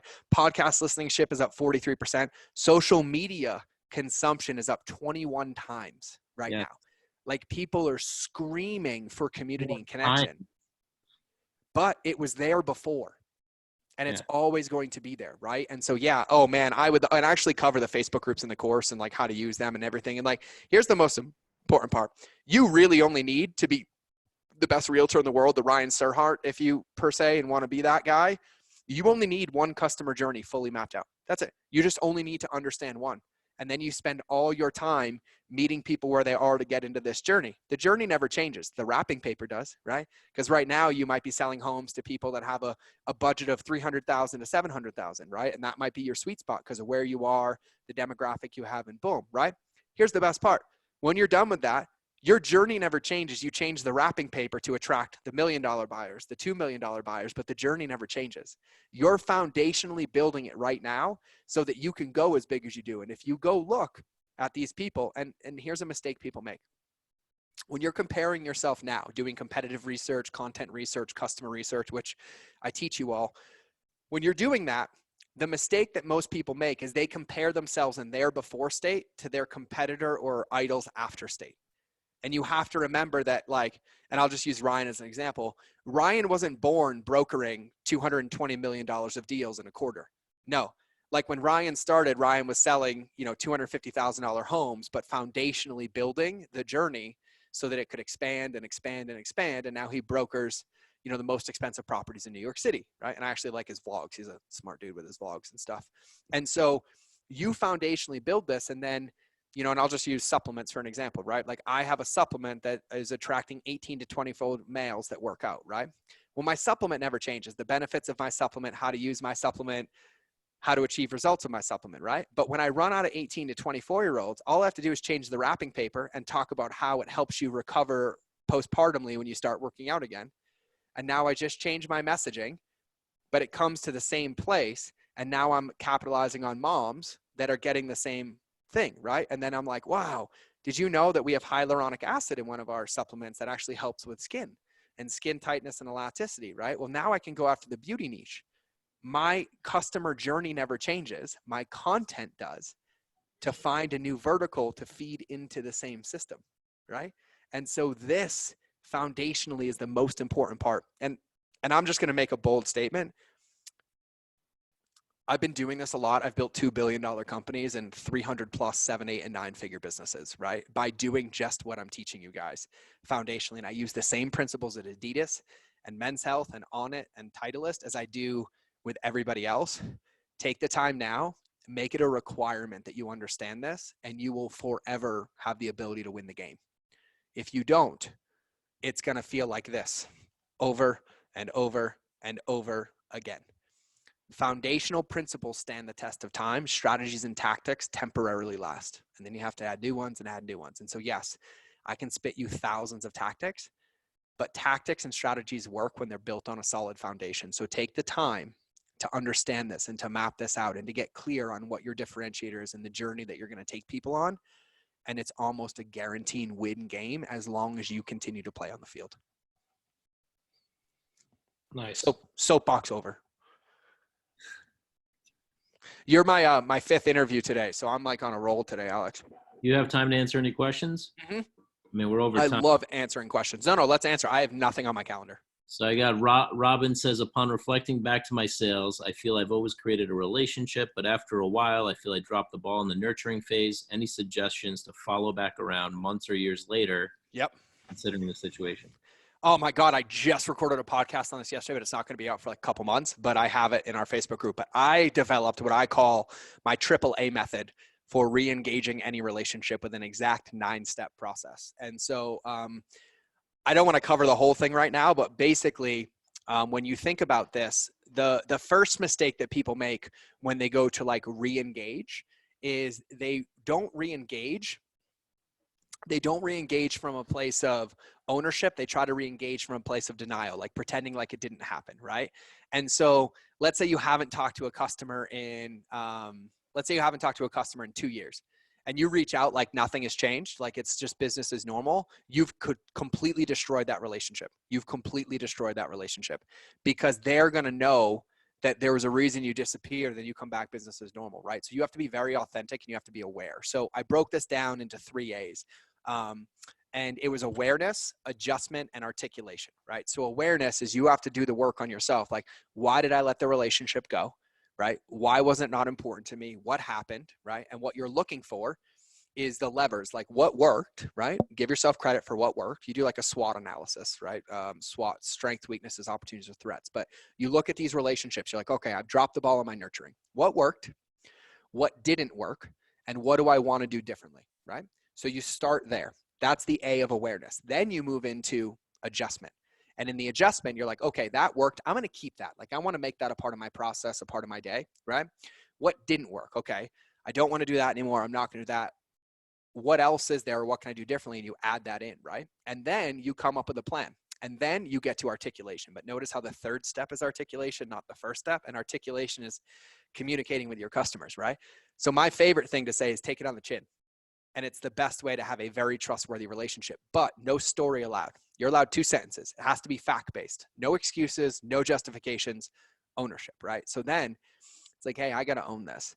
Relationships are important to me, and I dropped the ball on this one, and I'm sorry. This is what I said. This is what I didn't do.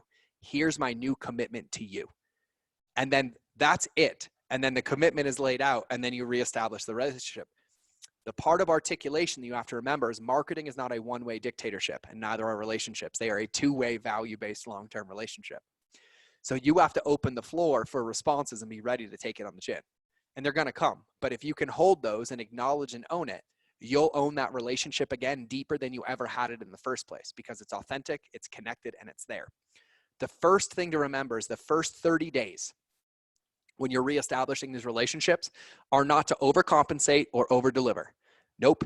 It's to establish a new baseline norm contractually in a relationship, right? And so whatever that commitment is that you said, you let them know. And yeah, over the next 6 to 8 weeks, this is how much you're going to hear from me, right? If it's email based or if it's social based, like, I said I was going to go live every day, but I didn't. So now I'm only going to go live on Wednesdays and Fridays at this time. And you're impeccable, right? Like, you support them, you follow up with them. The first 30 days is to reestablish a baseline relationship of trust and authority, right? The mistake that people make is they try to overcompensate, and you set yourself up to fail again, and then it happens again, right? So if you said you were going to go live every day and you didn't, do not tell them you're going to go live every day. Don't. Make it once, right? And then in 30 days, be consistent, congruent, communicate.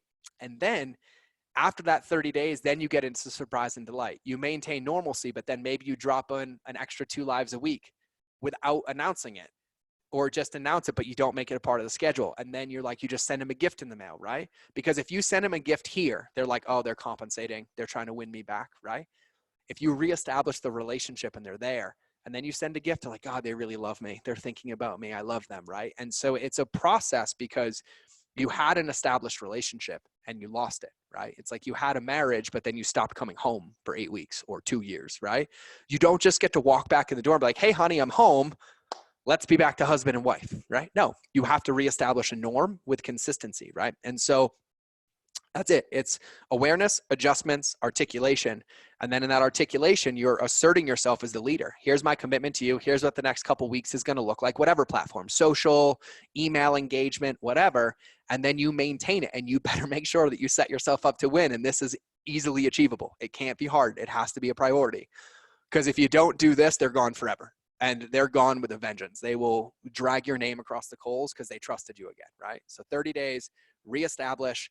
Then after 30 days, understanding that is your new norm. That is the baseline of your relationship. If your emails go out Friday, well, now you've established they have to go out on Friday, right? But then on top of that, you can get into surprising and delighting. You can send gifts, you can do lives, you can do AMAs, you can do whatever you want to do depending on the context. And this applies everywhere. This applies in person, this applies, wherever. Like if I owned a brick and mortar store and I told everybody my hours were from, 10 a.m. till 6 p.m., but I lived in Hawaii like I did for 4 years, they have what's called surf time or water time. And so those are loose standards, which means you might go to get a coffee at 10, but they won't open till 11:30 because the waves were really good that day, right? So if that happens, you do lose trust, right? And so if I make an agreement, like I'm reestablishing my boundary, we're open from 10 to 6. You bet your booty I'm there at 9:30 every morning, and at 10 a.m. I'm announcing I'm open on social media just so everybody sees it and knows, right? And then I reestablish that. And then once it's reestablished, I get into, oh yeah, here's some new offerings, like here's a discount club for you, whatever, but you want to reestablish the baseline relationship because they're in that customer journey, right? You have to give them those safety points in that courting phase to be like, am I really ready to enroll back into Alex? Am I really ready to commit and have him hold me accountable? And that's what you're giving them. So that's my actual process. There's a podcast coming out on it in like 5 or 6 weeks. But I actually, if you want that answer, I'm going to post a link in the comments right now because I went through this in depth yesterday, and it just so happens to be yesterday. So in the chat box, there's a Facebook Live I did. Alex, you might have seen it. I did a live video while I was recording the podcast, and I walked through this with the 9 steps. Step 1, step 2, step 3, step 4, step 5 with a 30, 60, and 90-day plan to reestablish those relationships. And what I'll tell you all is the most important step in that document is step 4. And step 4 is to forgive yourself because you didn't do anything wrong. So don't come at it like, oh, I messed up, fault, blame, guilt, shame, like I didn't do it. No, something happened. It wasn't set up to win in the first place. And so you have to forgive yourself before you come back out into the world, because that whole like, oh, I did it wrong, I'm a bad boy, I'm a bad girl, doesn't allow your customers to be led or to trust you in that relationship because it isn't foundationally solid. So you have to forgive yourself. You haven't done anything wrong. It happens to all of us. Like, there's times where it's like, I want to be on Instagram stories every day. And that, I'm going to take something on the chin right now. So yesterday I do a Facebook Live. Yep. I create a challenge for people to get Google reviews in the downtime. Yep. So then I just found out that Google suspended Google reviews due to coronavirus. Oh. So I'm letting people know on this, and I'm emailing everybody that this is what happened. Google suspended Google reviews for the coronavirus. And the reason they said was because so many businesses were closed during coronavirus that all these businesses were getting 1-star reviews. So they just shut it down temporarily. So, there it is. I'm taking it on the chin. Yeah. But it's also an awesome opportunity too, because like, these are things like, and there's 2 sides of it. You could have known or not known, right? And if you didn't know, great. I didn't know. I didn't look. I just assumed it was business as usual. But now when you do this and you take it on the chin, you also get to reassert your authority in the depth of your relationship, owning it authentically. And then if you do it correctly and you can go and move it over a little bit, then you're like, and now Google reviews are going to come back. But in the meantime, let's make sure that we're dialed here and we'll focus on this right now so that when the veil is lifted or it's open again, now you have Facebook reviews and Google reviews and they both help your online reputation. Right.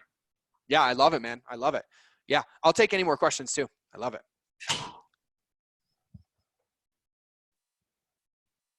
I had a comment from Jackie Lobo. Just want to say you're very inspirational. Reiterated a lot of good stuff all about true customer service.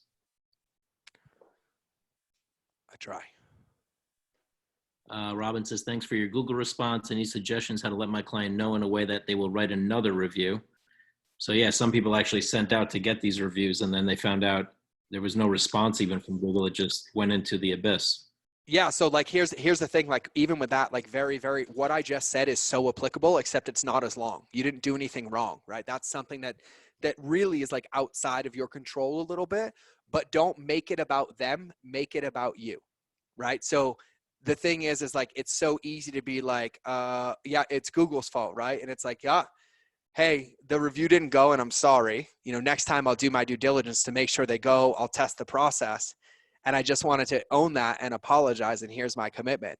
We are trying to get reviews on Facebook. And if you're interested and if it wouldn't be too much, I would love if you could do it.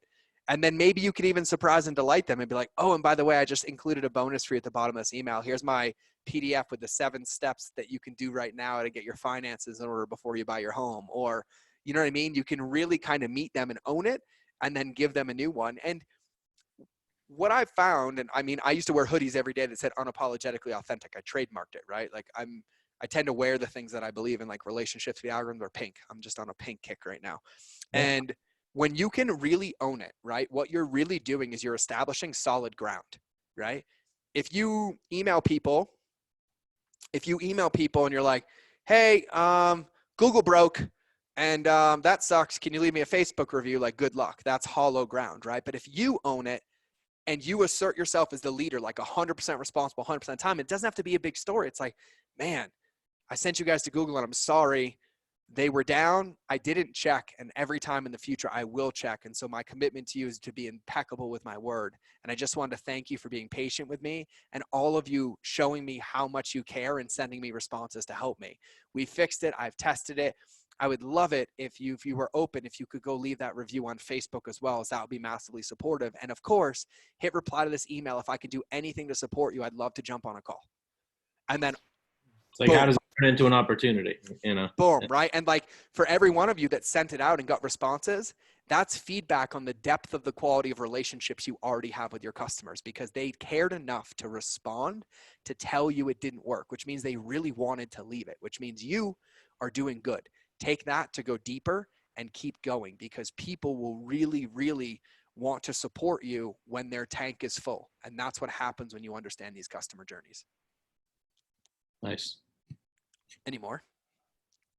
On the Q&A side. Q&A is my favorite thing in the world. Courtney says, thank you. This was great. Your response is so authentic. I've sent a friend request. Oh, I can't wait. All of you that send me friend requests, I just accepted all of them. Like, send me a DM. I can't wait to get to know all of you.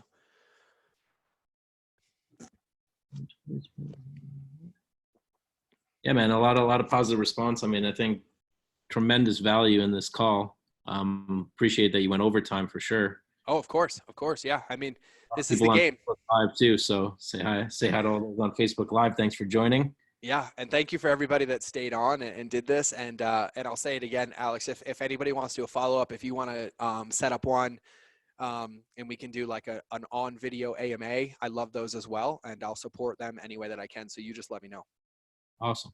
Definitely will. And I Awesome, recorded it so I can send you the recording and please. I will also share it with everybody as well. Please, that would be amazing. They got one question over here that I think would be relevant is how do you ask for a review without making it about me? You fill their tank first. So I'll give you a ton of tangible examples. That's probably the briefest answer that I'll ever give because it's so true. I find that most people ask for reviews too early, right? So if you sell a product or a service and that person hasn't been able to fully feel and embody the afterstate that was promised, you have no right asking them for a review, right? And so like if I'm in the home buying world, I'm not going to ask for a review until they're 90 days, 6 months in to where they've lived in that home. They have experiences in that home. I've sent, a pre-cooked meal to their house one night just to follow up with them to make sure that their tank is full, right? So like in my world, I'll give you an easy example. If I sell a supplement, I watch people do this all the time. They sell a supplement.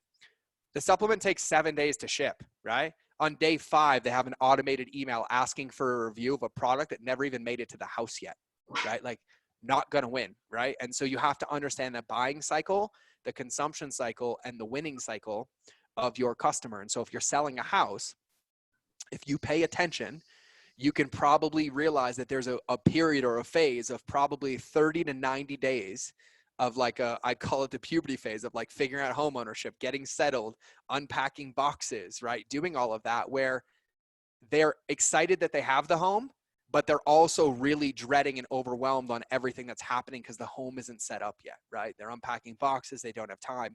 If you ask for a review in that phase, you're not going to get one. and you're actually going to insert yourself as a pain point because they're like, yeah, they sold me the house, but shit, I can't do it, right? And so you check in with them, right? You automate your text messages, you automate your emails, and you ask them authentic questions like 45 days in, like, hey, like I really just checking in on you. It's a personal email. Like, how are things going in the home? Is it set up like you want? Like, I'd love to come by and see it. And they're going to be like, no, I can't get these boxes unpacked. Like, God, I wish I just had 3 extra hands. Well, guess what? I'm going to show up at your house with my wife and we're going to start unpacking boxes for you. And then they're going to be like, is there anything I can do to support you? I'm like, actually, I would love it if you could leave a review. That'd be awesome. Yeah, great. Watch that review happen. Right. And like, I understand that like, that's not always possible, but in the realtor world, it's very possible and it's very easy, but you have to understand, now that you understand the pre-buying cycle and the customer journey that happens pre, you also have to understand the customer journey that happens post. And so now when they get out of the honeymoon phase of I own a home or I own another home, they get into the real life of it. The water heater breaks that wasn't hit on the, pre-inspection, right? The roof leaks, even though it was just 2 broken tiles that they said could pass and I didn't get a concession from the seller, right? Those are the things that are going to start to happen, right? You need to make sure you understand that cycle so then you can speak their language and have yourself there as the authority. And so, for me personally, I'm sitting in a home that we just bought 3 months ago, and it's a second home, so it's not furnished, right? And there's still discrepancies from the builder that I've asked to be fixed for 30 days now. If they asked me for a review right now, they would not want the review that I gave them. And I would take that out on the realtor, the broker, and the builder because they're all involved in it. And I would never, because I understand online reputation, I don't leave bad reviews. I have conversations to help people. But like, yeah, like my son's bedroom door in a very nice, expensive house doesn't close because the door jams off, right? And his sink leaked because the plumbing wasn't tight. And so we've been in this house for 68 days and 2 of them still aren't fixed. So I can't use the sink in my son's bathroom, right? And so I got an automated email from them like 3 weeks ago asking for a review. And I wrote back, I said, are you sure you want me to fill this out? And then they were like, and I'm like, you need to come fix this stuff, right? But you have to understand your customer journey through the completion of it. And so you're selling a home that they live in for years. And so I know that isn't a tactical or strategic answer, but it is, because if you take the time to just pay attention to people's cycles, you'll probably have a norm, like an 80% norm, to where you have people texting you after 45 days, like, I love my home. I love my home. Great. Respond. I love it. Would you mind taking 2 minutes to leave me a review? It would be massively helpful. And I would just love to say thank you, right? And so you'll figure out where those time frames are. And I will tell you this, you can automate these when you figure out how to automate a successful marriage or automate a successful parenting job. You can't automate authentic relationships, and authentic relationships is what's going to give you the biggest bang for your buck. And so just take the time to realize that there might be a subset of clients that will give you a review on day 1, and there's going to be another subset that won't until day 120, but you still have to maintain the relationship so you can get both and meet them where they are. Yeah, you just flipped my switch, bro. I mean, yeah, we all know about the long game, but I mean, really, it is the long game, and it's just about the consistent, committed action that will lead to that long game where you just win in the end. Yep. But it's like, I used to tell people, go get the review when you're under contract, because that's the highest emotional state. They just went under contract. They're going to give you a review. But you're right. The customer journey is not over at that point. And then you're giving up, first of all, the relationship that you've developed over the time of working with that person, and then getting to know them and like nurturing and learning about how they enjoy the house and everything that goes into the house and what they're going through after they move into the house. And then all the business that's on the tail end of that, I mean, just comes organically as a result of being authentic and having the relationship. Mm-hmm. Yep. And so, and actually Chris made a point too. Home buyers are also so excited the day they close. So sometimes I try to capture that review right away before some issues come up, like you mentioned. 1,000%. You have to understand your cycle. But like the same thing, if I'm a realtor and I'm there on close day, I'm going to be at their front door the moment they unlock that door, and I'm going to ask their permission to record them on video. And then I'm going to ask them as soon as they turn that key, like, how's that feel? And they're going to be like, oh. And I'm like, what's it feel to stand in your kitchen? What's it feel like to stand in your bathroom? Like, what's the first thing you envision? You're welcome for your top of the funnel ad. You'll get 100 clients with that video. Right. Right. And it's like, you can repurpose it and then you're making it about them. I'm like, is it okay to share your excitement or boom, boom, boom, or boom, boom, boom, right? They're like, yeah. I'm like, oh, I love it. I'm like, you said this. Do you mind if I just write the review for you and you post it under your account? Is that okay? They're like, yeah, of course. I'll write one too. Awesome. Like, there's so many ways, right? And so like one ninja hack for all of you. And Alex, can I just drop a link in the thing for that course? Cause I have a lot of people that messaging me already. Can I Yeah, of drop it in the chat? Okay. course, yeah. That's the link. And it's private. Nobody has that link. And so that link does it for 500. So I think I have a $5,000 price tag on it publicly. So that link's for $500 for you guys to come in. And I'll actually show you. There's two ninja hacks I want to give you all right now. Ninja hack number one is that you need to look at every opportunity at the levels of depth that can be accomplished in that, right? So like thinking about that one, right? If you insert yourself into that conversation about being there when they open the door, but not like a creepy, I'm going to film you, but like just to be in a relationship with you, and you very strategically ask them a couple questions, they're going to give you all the marketing language and hooks you ever need to run an ad. Because they're going to tell you verbatim what it feels like to stand in their kitchen, what it feels like to turn the key in their first home. So you record it and you use that language. Because if you're creating marketing copy based on you, you're marketing for your ego. If you're creating marketing copy based on them, you're marketing for your customer. So use their words, not your summary of their words. Second, anything that you can document becomes an asset as long as you can use it, right?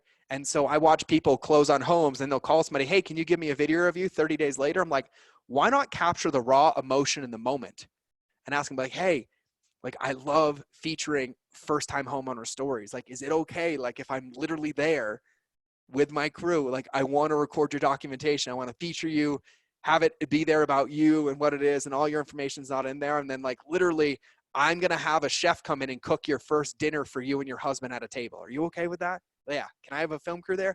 Yeah. You're welcome. You will close more houses than you've ever been able to close in your life by giving a black glove 5-star experience, right? So you want to make sure that at every angle and every level of everything that you're doing, that you're capitalizing on it to create assets, not liabilities, right? And it's an asset when you can use it multiple times. Now, a second ninja hack. For every one of you that buys this course, you're going to get a video message from me, and it's not automated. I record them personally for every single one of you. And there's a tool that I use called Bonjoro, and I'm going to share it with you. You'll see it, and I'll teach you about it in this course. I'm doing an entire module on it. And you have to remember that you're training your customers on how to be your customers, right? So you're training your customers that you want them to be in a relationship with you, right? Well, it's hard to be in a relationship with words in an email or words in a text, right? So can you imagine if every time you had a lead pop into an opt-in form, the first thing they got from you was a personalized video message. Hey, Alex, I just want to say thank you. I'm so excited about getting to know you. And I know that you opted in for, the 7 mistakes that first-time homeowners make, and it's linked right below this video. And if you have any questions, just hit reply and I'd love to get on a call with you. Boom. Boom. You want people to be in relationship with you because people choose the best relationship, not the best product or not the best feature, right? So that means if at my first touch point, and all of you, it's worth $500 just to see this lesson. If you buy this, you'll get it. My phone gives me and it says, Alex just bought. I literally open my phone and hit record. I'm like, Alex, I'm so stoked to see you, brother. We don't see each other enough. I miss you from Miami. I'm so stoked. And based on our conversation, there's actually one video in the course I want you to check out first because it's so applicable to your situation. And of course, you can hit reply to this if you have any questions, right? And then boom, relationship established, touch point there. And so if you can do that and add that, that means that you're already establishing a communicable, like personable relationship. So when they do meet you for the first time, you're already past the awkward, like, do I shake your hand? Do I hug you? Do I elbow bump you? Because we're not allowed to touch right now, whatever the case is, because they already feel connected. You had a video, right? 86% of all content consumed is on video. 86% right now. It's only going to keep going up. And so if you want to have a relationship and you want to have somebody to trust, well, you now realize that all of your competition, all of them, are sending automated emails and automated lead capture follow-ups. And you're the one that takes 17 seconds to record a video and send them a message. And you can automate it. You can make a pre-recorded video and not put their name in it. There's days I send 150 of these in a day and I will not automate it. I love it because I love the responses. I love making it personal. Normally what I'll do is I'll have Facebook open and I'll go to their profile before I send it, and I'll notice they have a dog, and I'll be like, hey, by the way, that poodle on your profile is adorable. I don't even like poodles, but what's its name? I really got to know. And then I'll start talking, right? And like, those are the little things that make a lasting imprint on everything that you do. And like, that touch point is like a stamp of your commitment to them and the depth of your relationship that never goes away. Like, it's an indelible link. It doesn't get erased. It doesn't go away. Like, it's remembered. And so there's little things that you can do through this process. And I'll teach you guys all of this as well. Because it's all automated, right? So I use whatever tool it is, whether I get their email or they give me their phone number or they comment on something, I get a prompt to get and send them a video, and then it's personalized at scale. And so those are two things that I kind of wanted to make sure that everybody understands, that what you're always looking for is like, how can I deepen my relationship? So I don't try to outcompete my competitors with width. I win with depth. And that's really the easiest way, because I find very rarely does anybody want to even try to compete with me on depth. So I don't need to sell. I don't need to convince people. I'm like, no, I got you. We're here, right? And so like, realtors are in that space where it's like, yeah, boom, right? And there's a lot of ways to do it. So it's something that I think is very, very important. So like, you think about reviews, you think about videos. Another thing, if I was a realtor, I would be making a vlog of every single home buyer's purchase. And I'm going to tell you something right now. There's only 5 reasons people share on social media. And I guarantee you 9 out of 10 first-time homeowners always post on social media. Always. Why? Because it increases their social status. It gives them credibility, right? Only 5 reasons people share: humor, controversy, credibility, social status, and education. That's it. Those are the only 5, right? First-time homeowners always share for social status, right? Cool. That means they want everybody to know they bought a home.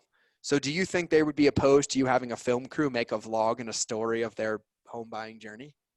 And then you giving it to them to post on their profile, but then you get to run it in ads and on your YouTube channel and top of funnel, which if you have a videographer on staff, or you just use your iPhone and pay somebody to edit it and ask them a couple questions, now you have. It's like, that's so good right there. And it's like, every realtor is like, oh, I need to make a profile video by myself. And I'm always like, yeah, you need one of those for your website or whatever. But it's like, yeah, make a profile video about your customer. And yeah, that goes miles and miles and miles. yeah. And so I can spit these things to you guys all day. I'd recommend getting into my world. Alex will tell you I never stop talking. Like, I love this stuff. And so get into our world, get on one of our group calls on that course, because I'll map out your stuff for you on the back end of that thing. I'll be like, nope, I would do this. It would go to this lead magnet. It would go to this offer. It would go to this page, and boom. And yeah. And so, yeah, man, I love it. And I was just scrolling through the questions. Great information. What's your website URL? Oh yeah. Yeah. We popped it in. Maybe Alex, maybe you can send a link out to them after too. Yeah. I'll do a follow-up email to everybody that registered. Yeah. Link to like the Facebook group and then to the course, and then we're there. And then, yeah. And then I would love to, Alex, if you want to anytime. And of course, and I'll say this publicly, I would love if I can help you in any way. Of course, we'll jump on and do your stuff too, because, I get excited about this stuff. Like, let's go. Now I like want to go hire a vlogger and be a realtor right now. Like, I'm so excited. I'm like, I could take over the real estate game in Southern California, except I really don't like driving that much. And I watch how much my friends drive that do like 10 showings in a day. And I'm like, maybe when it's a VR showing, like I might get into the game, but for now I'm good. And of course, anybody have any other questions? You guys all have my contact information. Shoot me a message on Facebook. I will get back to you within 24 hours. I do get a lot every day, but I do respond to all of them personally. And so I will do whatever I can. Oh, I got another one. Oh, wait, no, that's the same one I saw. Man. I was like, it popped up as like a new one. I was like, oh, there's another one. I'm like, oh, no, there's chat things moving. I don't see anything else. Unless there was one more Q&A. No. My market is a little challenging. I'm a police officer and most of my leads are cops. Are they likely to be private? So hard to share their content. Any thoughts?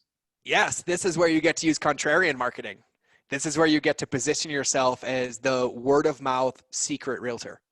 Like, literally respect privacy. You get to position all of your marketing. I help people buy their first homes with discretion. I help public figures privately enjoy the home buying experience. You get to make it all about the secrecy of it. You never get to show your clients, ever. You get to be like the Bruce Wayne and nobody knows Batman's there, and you get to position it that way. And so, yeah, there's an entire like, we bought this house in a trust. So like nobody knows I own my houses. All of my houses are in trust because I don't want like to Airbnb one and somebody come after me or know that I own all these companies and they want to come hurt themselves on my property, right? And so like that's big for me. That's big for me. And it actually will attract a very, very niche, specific, and overly qualified demographic because anybody who's thinking about buying a home with privacy normally has some really good reasons to do that. And you just get to protect that journey, right? So you're not going to have like a public Facebook group, right? You're going to have a whole lot of contact forms to you, and all of your content and all of your marketing needs to be about the pain points when it comes to having information public or having things out there and like getting into discretion. And your all follow up, your entire marketing funnel leads to a phone call with you. And it's reassured about safety over and over and over, but all your marketing is about protecting information and safety and making it discretionary while still making it easy, except you get to do it opposite of everybody else, right? And so you actually don't have to run a Facebook group. You don't have to have private communities because they're not going to want to interact with each other. You just have to be omnipresent and consistent. That's your messaging.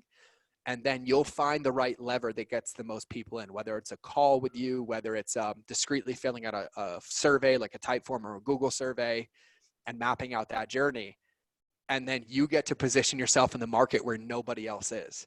And you're probably going to attract a very, very high caliber of buyers or less. Because in my opinion, people that are like, I don't want anybody to know or I'm a cop, they also tend to be type A's and controllers. There's less of a courting period because they already know what they want. They don't need to look at as many homes. They don't need to be taken through these processes. If they know they want to buy a home without anybody knowing, they also probably have a level of pride or ego in that they are prolific enough or a public figure enough that they get the secrecy. So when you harp on that and you market that, you get to win, right? See, I'm not even a realtor. I just see, good. It's a fact. 10 homes max. I love it, right?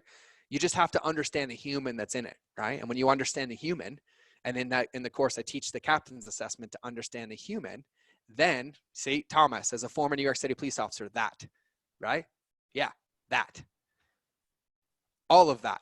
That's the way. So it's really, really easy as long as you understand the person that's on the other side of what you're doing, right? And so like, I would never, ever, and like there's clients, like I couldn't tell any of you 99% of my clients. You will never hear their names come out of my mouth. You will not know. And then there's a very few that I get their permission to, but I love the discretion that like somebody right now is sitting behind the bank account of $1 billion company that I helped them build, and not one person in the world will know it was me. Nobody. And they love it because their ego wants all the attention. Look, I did it. I'm like, I don't care if you take credit for it. It's not my company. You paid me. Go. Right. And so you just have to understand why people do what they do. A good book for everybody to read is Contagious by Jonah Berger. Yep. And another one that he just came out with, I'm actually reading it downstairs for the second time, is called The Catalyst, How to Change Anybody's Mind. But it's really good to understand the psychology and the brain points of where people are in their journey so that you can support them. But that was probably the best question I had because I love that one. That was like a really good one. Oh, Sherry, I got dropped from Zoom with a ninja hack. So you guys can watch the replay and recording. I was trying to type too quickly, but I do a lot of business with police officers and their family. No, I love it. I love it. The Catalyst, Martha, The Catalyst by Jonah Berger, Jonah Berger. He has 3 books. They're all amazing reads. I would do The Catalyst first and then Contagious because The Catalyst will help you understand the human and how to change their minds or move them. But then Contagious will help you understand their language patterns and what kind of moves them. So Contagious about why things catch on. Oh yeah. For the 3 steps of how I would communicate more. So use more yous than I's, listen more than you speak, and ask more questions than you give statements. And so the best way for you to win in any communication, and by the way, this isn't any communication sales process, your wife, your husband, your children, and this is covered in Catalyst kind of, but really what it is that when you make a statement to somebody, you're imposing your belief onto them. And it creates what's called reactance, right? It kind of puts up the defensive shield. When you ask a question, like if I ask Alex a question very intentionally, and I'm like, you know, like like an email marketing question or something. I'd be like, yeah, Alex, you know, like when I look at your business, right? Like, hey, you're really missing the mark on email marketing. And he's not, I'm just speaking here. Like, you're really missing the mark on email marketing. I could then rephrase it and be like, yeah, Alex, really nuts with realtors. Like, I'm literally seeing 80% of their business come from email marketing done the right way. You remember what I showed you? Like, how would you rate yourself? Like red, yellow, green. And you're going to be like red. And then you're like, help me, right? And so statements create reactance and defensiveness, but questions allow Alex to create his own dissonance in his brain and then ask me for help. Right. And there's a big difference, right? Because if I'm like, hey, your email marketing sucks, well, now I've made Alex feel wrong and bad and guilty and shameful. And the last person he wants to help him is me, because I've already made him feel bad. If I ask a question and I allow Alex, here's a repeat term, to self-identify through permission-based marketing or conversations, that he's like, oh man, like I didn't know that. I'm definitely not doing this right. Shoot. And I'm like, oh, it's okay, bro. Like we can fix it in a couple minutes. And he's like, yeah, man, we got to fix it now. It only comes when I ask the question, because it allows Alex to create the dissonance in his own brain and then make the decision to move forward, which is what allows me to insert myself as the authority or the realtor or the sales guy or the marketer to help him do that, right? So that's why questions are so powerful. So powerful. And the fourth one, a lot of fourth ninja hack. Match speech patterns. Okay, so this is some crazy NLP stuff, like neurolinguistic programming, hypnosis stuff. When you're having a conversation with somebody, you have to match their cadence, match their pauses, and match their patterns, right? And so when you can mimic somebody, we call it mirroring. When you can mirror somebody, you basically own the entire context of the conversation, the relationship, because they feel super safe and surrendered, right? So if I see somebody standing a certain way, I'll match it. If I see them tilt their head to the side, I'll tilt my head to the side. When I ask you a question, I'll pick one word from that answer, and then I will use that word in the next 5 minutes of the conversation multiple times, so you know that I hear you and that I speak your language, right? Nice. And what I'm really doing is all these subtleties that change conversations, right? So like realtors, for example, if you ask somebody like, what's your biggest fear with buying a home? They might be like, oh, well, that, you know, that my payment's going to be too high because my credit score is bad, right?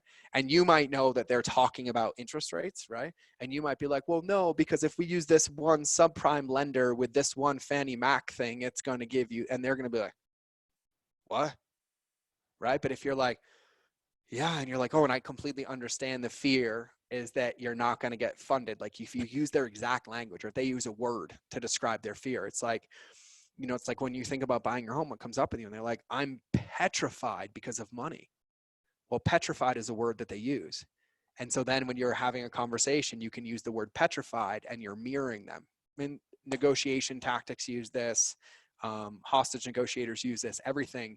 What you're really doing by matching is you're diffusing, right? Because you meet them where they are and it kind of brings them down to where you're in charge of the conversation. And so you can match body language, you can match speech patterns, you can match cadence, right? So if somebody's talking really, really fast, if you talk slow, you're going to bore them and they're going to think about leaving because they're not going to be in the conversation because you're not at their speed. Same way as if they talk really slow and you talk like me, which is really, really fast, which I talk to everybody like this until I'm in a one-on-one conversation with you. My speed is going to create anxiety and push you out of the conversation because you're going to feel like you can't keep up and I don't hear you. And so the more that you can match, the better. And one more ninja tip here. Masculine and feminine energy, like polarities here, that's kind of where we operate, right? Masculine tends to be the master of time and space, and feminine is like feeling based and heart open and things like that. 99% of businesses have to be masculine, right? Because you have to have accountability and authority and containers, right? But if you are standing at somebody and talking to them, some of the worst things I see people do in person, they cross their arms, they put their hands in their pockets, they stand sideways. The best thing you can do is when you talk to somebody is you stand open, like put your hands at your side, open. Don't do this, don't do this, don't do this. Because what you're doing is you're opening your heart. If you expose, and this happens subconsciously in humans, it's biological. If I'm like this, I'm protecting my vital organs. If my hand's in my pockets, I'm protecting my masculine energy, my root chakra, right? I'm closed. When I go like this, it's a very submissive, heart open space and it makes people trust me.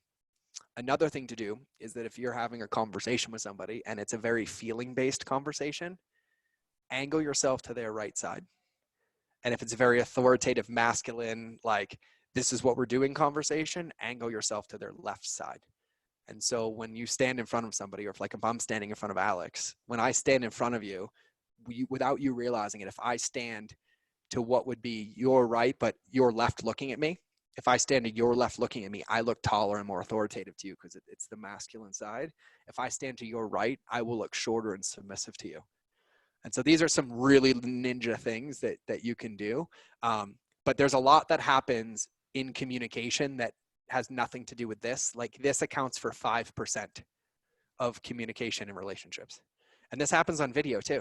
Like, you watch somebody, like if you watch me on this video and the whole time I was like, yeah, man, like, like, this is what I think about marketing. None of you could have trusted me, right? But I'm like, I lean in, I move out, I move, I stay open, right? And then when I got very relaxed and I was like, hey, I'm done, I went like this.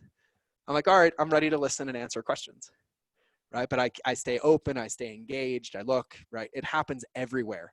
And there's so much subtlety to it, and it makes a big, big difference. So those are a few little ninja hacks on top of the 3. It's awesome, man. All right, we should wrap before I get a UTI because I drank a lot of water. I appreciate it. I think everybody got a lot of value at this. I'll pass around the replay. I'll email it to everybody. And this was awesome, man. I really appreciate it. Yeah, man. And then you have the links in the chat if you need anything else from me, and then I'll send you a separate message when we're all done, once I go handle my stuff. Perfect. Thanks, man. It was a pleasure. Thank you, everybody, for being here. I just want to thank everybody that's still on, the 37 of you that I can see in the ones live. The one asset I can never give back to you is time, and you chose to spend it with me. So thank you from the bottom of my heart for trusting me and allowing me to share. Thank you. Yep. Thanks, everybody. All right, outie. Great day.